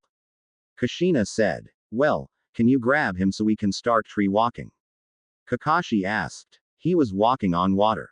I don't think he needs to learn tree walking like the rest of them. Kushina said. Why not? Sakura asked. Because water walking is more advanced than tree walking. You don't learn water walking until you master tree walking to the point it becomes second nature to you. Kushina said. Well, have him teach us then. Menma said. Yeah, it's not fair that he can get special treatment for training. Narumi said. Excuse me, who the hell do you think you're talking to? You want to talk about special treatment? You two have been trained by the best ninja in the village ever since you were 5 and still are. Special treatment, my. Next time you decide to talk to me like that you'll regret it. Kushina said. Not like you can do much. Dad's the Hokage. Menma mumbled and Narumi agreed with him. He may be the Hokage, but I'm your Jonin instructor. I can make your days as a genin a living hell. I can make it so that not even the small healing factor you have will help you with your wounds. Now pay attention while I go help Naruto with his training. Kakashi, if they give you any problems, let me know. Kushina said and vanished. Naruto. Naruto was sitting on the ground in a meditative position when Kushina arrived to where he ran off to. She was going to walk up to him, but then she noticed all of the storage seals on the surrounding trees. She felt a small wave of chakra come off of Naruto and then multiple kunai and shuriken started shooting out of the seals he placed around on the trees. She watched as he dodged every single shuriken and kunai that came at him gracefully and started to throw her own kunai and shuriken to throw off his rhythm. Naruto knew she was there, but didn't mind it at all. He noticed her throwing in more kunai and shuriken as well and that forced him to pick up speed and dodge quicker. The second wave of kunai and shuriken came out, but this time there were exploding tags on the ends of the kunai and they would explode on contact if they touched him. Kushina did the same thing and once they got towards the end, he was surrounded in all directions by kunai with exploding tags and they were coming at him fast. He activates his Mangekyo Sharingan and prepares to use the Kamui to escape. The kunai all reached him at the same time and Kushina was worried because all she saw was a smoke screen after the explosion and Naruto didn't move. The smoke cleared and Kushina saw Naruto standing there surrounded by a light blue rib cage and standing there perfectly fine, except he was breathing heavy. The rib cage faded away and Naruto collapsed to the ground panting on one knee. Are you okay? Kushina asked walking up to him. Yeah, I'm okay. Naruto said. What was that? I've never seen a jutsu like that before. Kushina said. It's the Susanoo. It's only in its beginning phase though. The one Shisui used was a lot bigger and looked like a humanoid creature. Naruto said. Why was yours so basic then?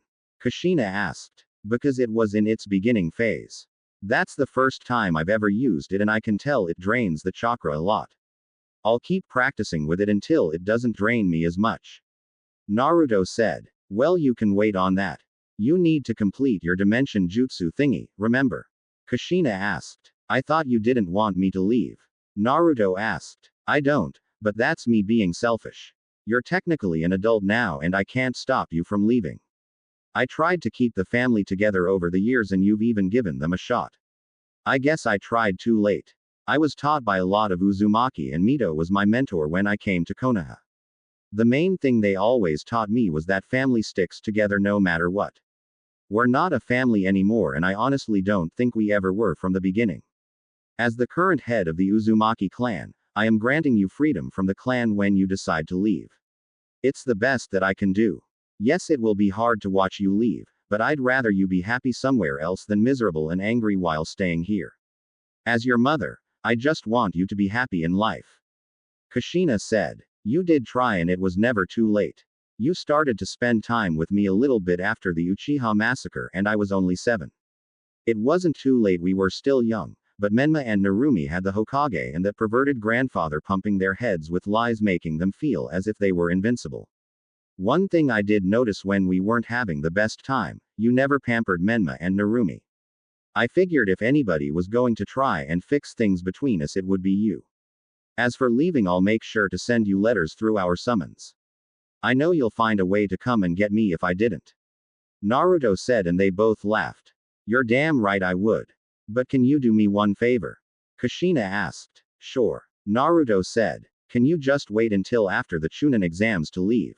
Minato has forbidden you from becoming a Chunin until you're no longer a flight risk and wants to have you monitored in the village. I know the Fire Daimyo will be there so he can overrule Minato and make you a Chunin. I just want you to pass the Chunin exams before you leave. Can you do that for me? Kushina asked. I guess I can. I'll also do something else for you. Last night I couldn't sleep so I went through some of the notes from the Uzumaki clan and I found out that they've somehow made a seal that lets the clan head see all of the current living Uzumaki. I looked at it and saw that even I was in there, but that was my first time being in Uzushiogakure. Naruto said. I know about that. What about it? Kushina asked. It showed that there were 3 more Uzumakis still alive out there. We're close to one of them as she's up north on the Forgotten Island a few miles past Uzushiogakure and recently sent out a distress signal. There's one alive in Kusa and one in Odo. It says that when the clan leader touches the scroll, they will be marked with a tracker seal and it gives off the location to where any lost Uzumaki can find whoever the leader is. It's not much, but it's the least I can do for everything you've done for me over the last few years. Naruto said. That's more than enough. You've given back my family something I've lost over 20 years ago. What were their names? Kushina asked. Hinoka Uzumaki, Karen Uzumaki and Tayuya Uzumaki. Naruto said. I'll have to look out for them. I'll know when they're close due to the seal I'll get. Maybe they'll be in the Chunin exams this year and since they're held in Konoha this time, maybe I'll meet them since every village is invited this year. Kushina said jumping up and down. Maybe Karen and Tayuya will be in the exams. Karen is the same age as me and Tayuya is a year older. Hinoka is a few years younger than you. Naruto said. Are you calling me old? Kushina asked with an eye twitch. No. Even if I was it wouldn't matter. With your Uzumaki genes, even though you're almost 40, your body still functions like you're not even 20 and you still look the same from when we were a teenager. Even Tsunade still looks young except a few grays, but that's because she started heavily drinking after the war. I don't understand why she still uses a genjutsu to hide her appearance. Naruto said. Wait, she looks the same underneath her genjutsu. Even her? Kushina asked. Yeah, I was able to see through her genjutsu with my Sharingan secretly activated one day and she looks exactly the same. Naruto said. Enough about her. How far are you on your jutsu? Kushina asked. I'm not sure. I think I've got it but something weird keeps happening. Naruto said. Weird how? Kushina asked. When I activated the jutsu, the violet kunai I have from Raven started to give off power and it locked onto some type of dimension. The portal still isn't big enough and when I try to expand it so I can walk through it, I lose focus. My chakra control isn't that great and I'm guessing that's the problem. Naruto said. Well, maybe the portal you opened is where Raven is right now. Perhaps it's guiding you to her if her power from the kunai is affecting the portal. As for chakra control, what exercises have you done? Kushina asked. Leaf balancing, kunai balancing, sanban balancing, pebble balancing. I even started to move the leaves and pebbles along my body. I've done tree walking and water walking. That's all I could find in Konoha. Naruto said. That's the problem. Those are like basic chakra control exercises for an Uzumaki. We have our own chakra control exercises. Waterfall walking and whirlpool walking. You have to do each of these for an hour straight before you've officially completed them. Then you have to stand on a boulder and prevent it from rolling downhill with your own chakra. Coincidentally, doing the boulder one will help you gain an affinity for earth for some weird reason. I have a wind, water and earth affinity. Maybe I'll teach you a thing or two from my jutsu collection. Kushina said. I'll be looking forward to that.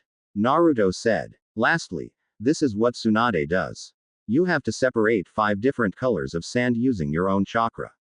Now, after completing these you won't have complete control over your chakra, but that's only because Uzumaki reserves are always growing. At most you'll have the reserves of a tailed beast, but only with high Sanin to low cage level control. Kushina said. How much chakra do you have, Mom? Naruto asked. I did have as much chakra as the 7 tails, but after having the 9 tails ripped out of me, my reserves took a big hit and they shrunk down to the size of the 4 tails. I have low cage level control. It's impossible for an Uzumaki to have complete control over their chakra. It's too dense and never really stops growing. Kushina said. Well, right now I'd say I have as much chakra as the 2 tails and my control is at elite Jonin level by Konoha standards. Naruto said. By Uzumaki standards that's about mid-Chunin level control. You're on a good pace right now and you should have these chakra control exercises done by the Chunin exams. Kushina said and Naruto just groaned. Don't worry, you'll be fine. I won't go that hard on you during training. Kushina said unconvincingly. It's not that. Team 8 just got here. Why are they here? Who sent a messenger bird to ask for backup? Naruto asked. Kakashi was out of whack last night and told Sakura to send the bird to Minato. She told me this morning and since Team 8 doesn't have a civilian with them, it took them less time to get here than it took us. Kushina said. Great. Can we just get started on training? Naruto asked. Sure. Let's head over to some water and I'll create the whirlpool for you. Kushina said. They left, and once they found a big enough source of water, Kushina created a whirlpool and demonstrated how Naruto was supposed to do this exercise. He had to stand on the edge of the whirlpool and balance himself while trying not to move with the current. After that, he had to move closer to the center, and then after he was done, he would need to run in the opposite direction of the whirlpool. To say Naruto had a hard time was an understatement. He couldn't even get past the edge of the whirlpool. Kushina was having a blast teasing him and laughing at him every time he fell into the water. They trained for hours until Naruto was finally able to get past the edge of the whirlpool. Kushina even started to spar with him while he was doing the exercise to make it more difficult on him. She told him that if he's leaving for another dimension, she wants to make sure that he's ready for anything thrown his way. A couple more hours went by and Kushina figured that was enough for today. All right, Naruto. That's enough for today, Kushina said and stopped the whirlpool. That was harder than I expected. Naruto said, breathing heavy. Of course it is. It took me 2 months to actually do it. At the rate you're going right now, it shouldn't take you no more than a month to complete it. Now let's get back, Kushina said, and they left. Tazuna's house. I really don't get why they're here. We don't need backup, Naruto said as they walked up to the house. True, but just be nice and please don't kill Kiba. I know all about your problems with him, Kushina said. My problems? I don't even talk to him. Actually, I don't talk to any of the people I graduated with, Naruto said. Not even Shikamaru? Kushina asked. No. I'd rather not speak to someone who doesn't understand when someone doesn't want to be figured out. That's all he did during the academy, is take glances at me and try to figure out who I am and how strong I am. It's annoying, and Ino does the same thing. Her always wanting something to gossip about will get her killed one day if she doesn't relax, Naruto said. What about Choji? He seems nice, Kushina said. Choji can't think for himself and always has his head up Shikamaru's, Naruto said. Well, were you friends with anybody in the academy? Kushina asked. I was friends with Sakura for about a week, but her fangirl ways were too much for me to handle, so I stopped talking to her. I'm friends with 1010, who's a year older than us. Other than that, I don't have any friends, Naruto said as they entered the house and everyone looked at them.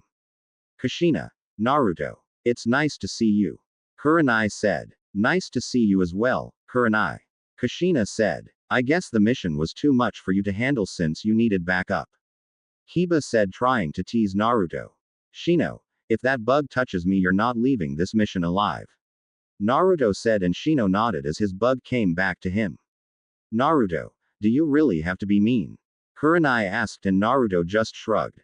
Anyway, I've already given Kurenai the update on the mission and what's been happening lately, Kakashi said. So what's the plan? Kushina asked. Well, all of the Jonin will go to the bridge to help protect the bridge builder at the end of the week, and the Genin will stay here.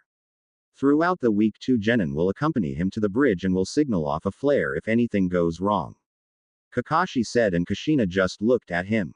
That's a stupid idea, Naruto said. You have something better? Kurenai asked. Yes, I do. At the end of the week, everyone but 2 Genin should go to the bridge. 2 should stay at the house just in case Gato tries to pull a fast one and send somebody to grab the little boy that mopes around all day and his mother.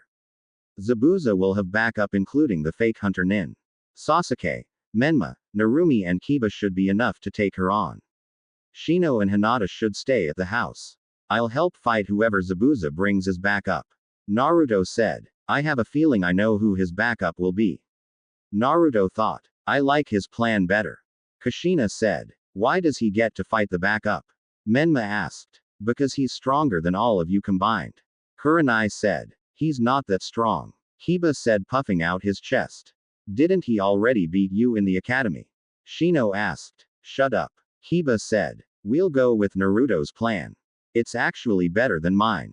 Maybe you should lead this team instead, Kakashi said. No, Naruto said. As an Uchiha, I should be the one fighting the extra backup, Sasuke said. Yeah, Sasuke deserves to fight the strongest there is, Sakura said. Then how about I fight Sasuke then?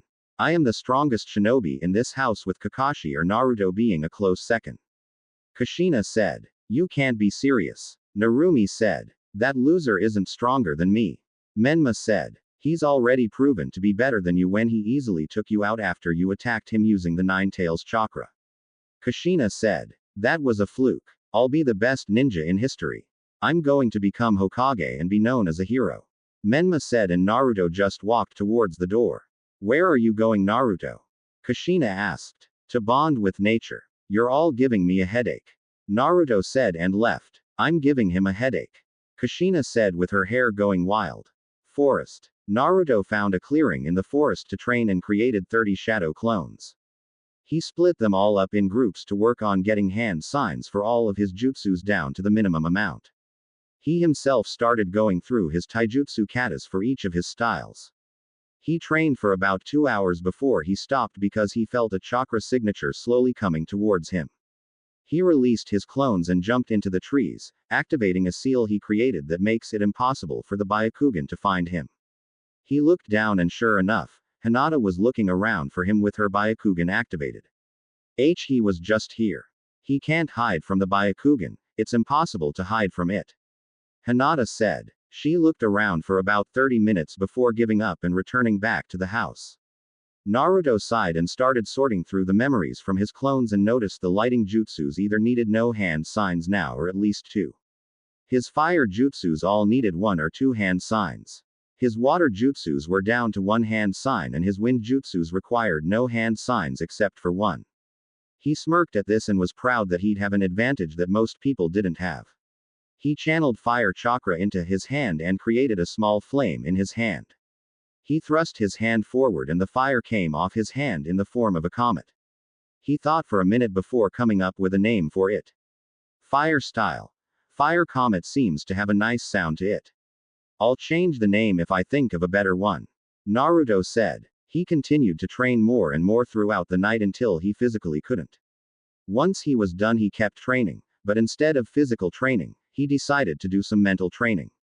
He started to meditate, focusing on the sounds of the animals in the forest and the way the air felt. He was meditating so much that he didn't notice the animals starting to surround him. He was completely relaxed and he could feel his chakra running smoothly throughout his body and it was easier to control. Pretty soon he was surrounded by every animal in the forest and they were all seemingly relaxing all around him, laying down. This went on until the early morning hours and the animals and Naruto sensed someone coming into the area. The animals all left and once the person came into view, Naruto was leaning against the tree like he was asleep. The person walked over to Naruto and reached out for him. I wouldn't do that unless you're prepared to die. Naruto said and opened his eyes and saw a girl looking at him. He took a look at this girl and took in her appearance. She had long black hair, pale skin and large, dark brown eyes, and a slender frame. She wore her long hair loosely, and wore a pink, sleeveless kimono, with pale red edges and decorated with small plum-colored swirls, that went to her ankles. Around her waist was a simple white obi tied in a bow, and she wore a pair of light brown sandals with dark straps. She also wore a dark-colored choker around her neck. You'll catch a cold if you sleep out here. She said. I wasn't sleeping. Who are you and what are you doing here? Naruto asked. I'm gathering herbs for treating illnesses in human wounds. She said. You're out this early? Naruto asked. I like it early. It's calm. I didn't think I'd find anyone out here in the woods. If you weren't sleeping, then what were you doing? She asked. I was training. Naruto said. So are you a ninja? She asked. Yeah, I am. Naruto said. Oh, really? I see. That's very impressive. Does that mean you're training for something dangerous? She asked. I could be, but I'm just training to get stronger and better at the moment. Naruto said. You seem pretty strong now. Isn't that enough? She asked. You can never have too much strength. There will always be someone stronger than you out there. Naruto said. Why do you wish to become strong? She asked. Because I have something to do. Naruto said. Are you training for a certain person or are you doing all this training for yourself? She asked. You can say that. Naruto said. Is there someone who's precious to you? She asked. A few. Why? Naruto asked. When a person has something precious that they want to protect, then they become genuinely strong. You will get strong. Very strong. You have something to protect that is precious to you. That is true strength, and protecting your precious people is when you're at your strongest. She said as she grabbed her basket. I agree to a certain point. Having something precious to protect can give you strength. However, when that something to protect goes away, does it take your strength away and make you weak? Or does it push you to become stronger? Having something precious to protect shouldn't be the only reason you become strong. True strength is not measured when you're at your strongest, but when you're at your weakest. Take away those precious people you speak of, and then you'll see how strong you really are. Remember that. Naruto said. Goodbye. We'll meet again sometime. My name is Haku. Oh, by the way, I'm a boy. Haku said. Nice try. That may work on everyone else but not me. Boys don't wear chest bindings and smell like strawberries. It was nice meeting you, Haku. Tell Zabuza I'm looking forward to seeing him on the bridge with his backup. Naruto said and vanished. The blush on Haku's face when he mentioned her chest bindings went away when he mentioned Zabuza. Haku turned around to attack him, but he was nowhere in sight. She sighed and put her Senbon back in her basket and ran full speed toward their hideout.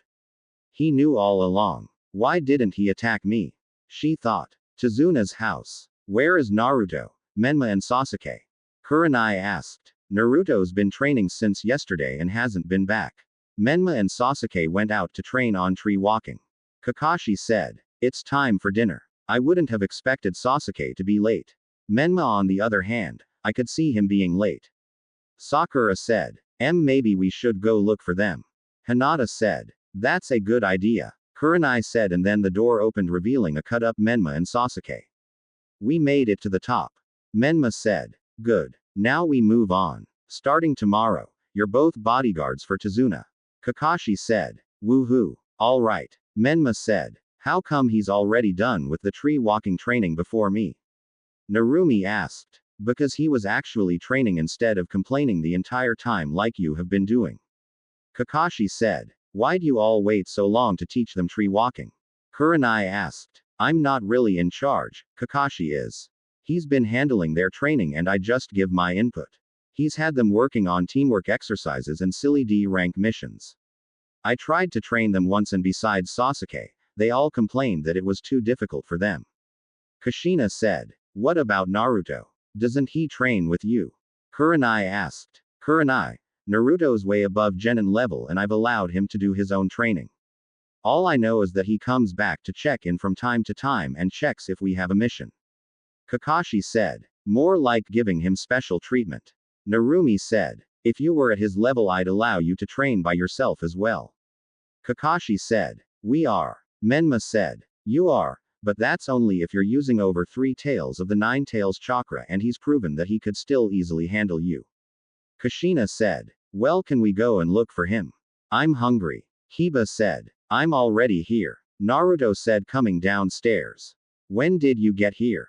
Kakashi asked. An hour ago. Naruto said and sat down at the only open spot, which was next to Hinata. He's sitting right next to me. Hinata thought and blushed red before fainting. Weirdo. Naruto mumbled and everyone started eating. In a few more days, the bridge will be finished. I have you to thank for that. Tazuna said. You've all done great, but you've still got to be careful. Tsunami said. I've been meaning to ask you this, but I haven't had the chance to until now. Why did you stay and protect me, even after I lied to bring you here? Tazuna asked. Those who stray from the path of justice have no courage, but under the wing of a strong leader, cowardice cannot survive. Kakashi said. Huh? Tsunami asked. That was a quote from the first Hokage. Kakashi said and Inari started crying. But why? Inari asked. What did you say? Menma asked and Inari slammed his hands on the table. All this stupid training is a waste of time. Gato's got a whole army. They'll beat you down and they'll destroy you. These cool things you all say, they don't mean anything. No matter what you do, the strong always win and the weak always lose. You sicken me the most. You walk around as if you're untouchable. You think you're so cool, you'll be the first person to die and I'll be the first person to say I told you so. Inari said, pointing at Naruto. Is that so? Naruto asked calmly. Yes, it is. Your worthless attempts at saving this country are pitiful. Inari said. Then I guess Kaiza was pitiful then. Naruto said. Naruto. That's enough. Kushina said. No. We all sat here and listened to his pathetic sob story, so now you'll all sit here and listen to what I have to say. Naruto said calmly and then looked at Inari with a cold look in his eyes. You say I'll be the first to die. Then so be it. I'd rather go out fighting than lay down with my tail tucked between my legs like the bitch you're acting like. Kaiza was somebody you looked up to, yet you sit here and spit on his name and everything he fought for. You've never done anything to help this village. All you do is sit on your and bitch and moan about how life isn't fair. You lost one person who was like a father, while there are kids out on the streets who have lost all of their family. You're a coward and you'll be a coward until the day you die. Naruto said and threw a kunai at Inari and it landed next to his head on the wall. If you don't want to fight for your country or do anything to help it, how about I kill you myself and then you can go and tell Kaiza how much of a coward you've become. You're a disgrace to this country and a disgrace to your mother. People like you who refuse to even lift a finger to help make me sick. I've been here for a few days and I've already done more than you have. I've already helped fix up houses with my clones that are now turned into orphanages. I've already taken out some of Gato's men earlier and managed to grab some food for almost everyone in the village. I've given out blankets and clothes that I have sealed away and I've given them hope. You on the other hand tell me what you've done for this village. Naruto said. That's enough. Kurenai said. No, it isn't. Apparently he's been allowed to act out whenever he wants.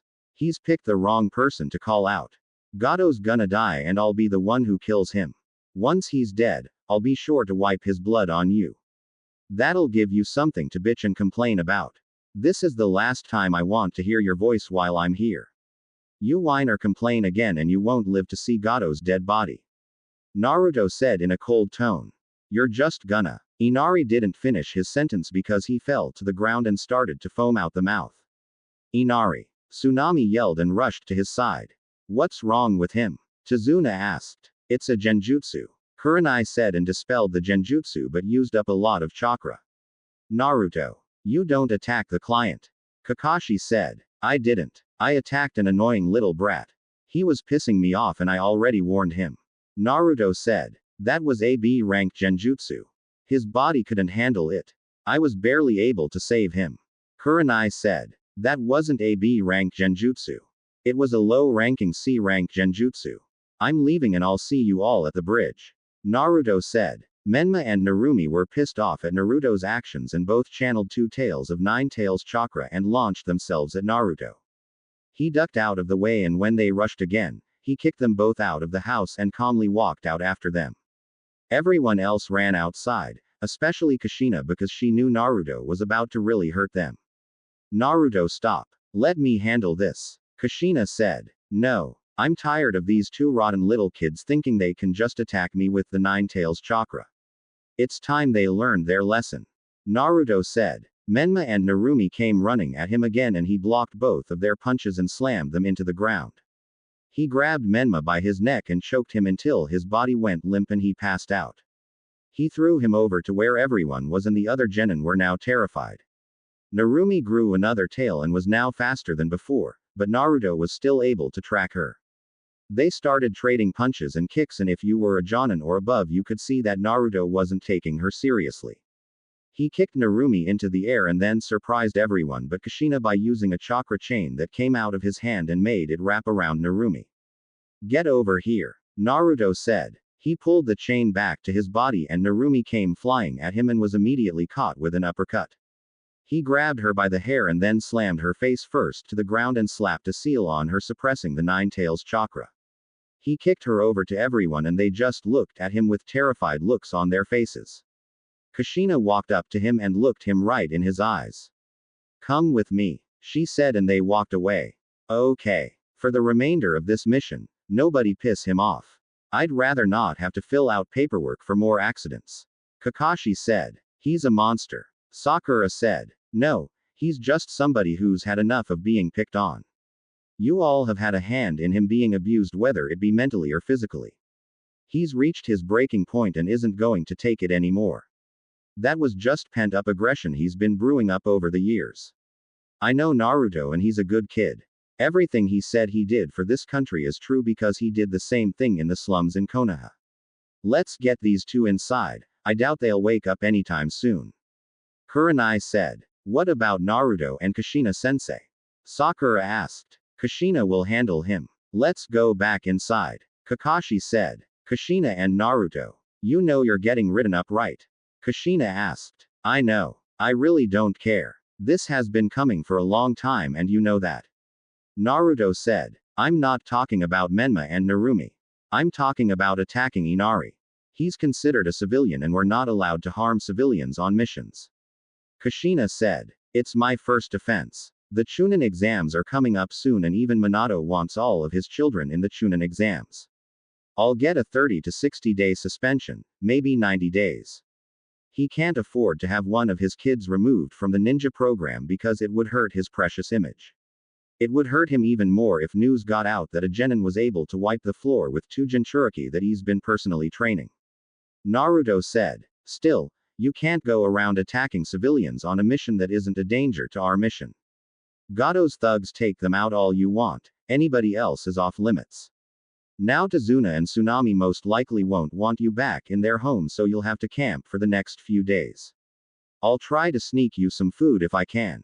Just try to relax. Can you do that for me? Kushina asked. I guess I can. Naruto said. Good. Now, how did you get so strong in such a short amount of time? Kushina asked. I don't know. Only training I did was shortening hand signs for my jutsus, a bit of taijutsu training and some meditation. I did notice my chakra became easier to use after I was meditating. It's still not perfect, but it seems easier and more relaxed now. Naruto said. How are you able to touch the Nine Tails chakra and not get hurt? I know you have an insane healing ability, but you should be burnt by the Nine Tails chakra. Kushina said. I held the Nine Tails for a few years and what little chakra it had was flowing through my body. I'm immune to the effects of its chakra when I touch it since my body is used to it. Naruto said. I guess that makes sense. Tomorrow we're doing the whirlpool exercise again. It's just to test out your new level of chakra control to see how far it's come. Kushina said and gave him a kiss on the head. Be careful out here. I have to get back to the house and get on Menma and Narumi now. Kushina said and left. Naruto just sighed and looked up at the moon. If it wasn't for that promise to his mom to compete in the Chunin exams, he would leave as soon as his dimension jutsu was finished. He unsealed his camping equipment and after setting it up and eating a bento box, he went to sleep thinking about the upcoming fight on the bridge.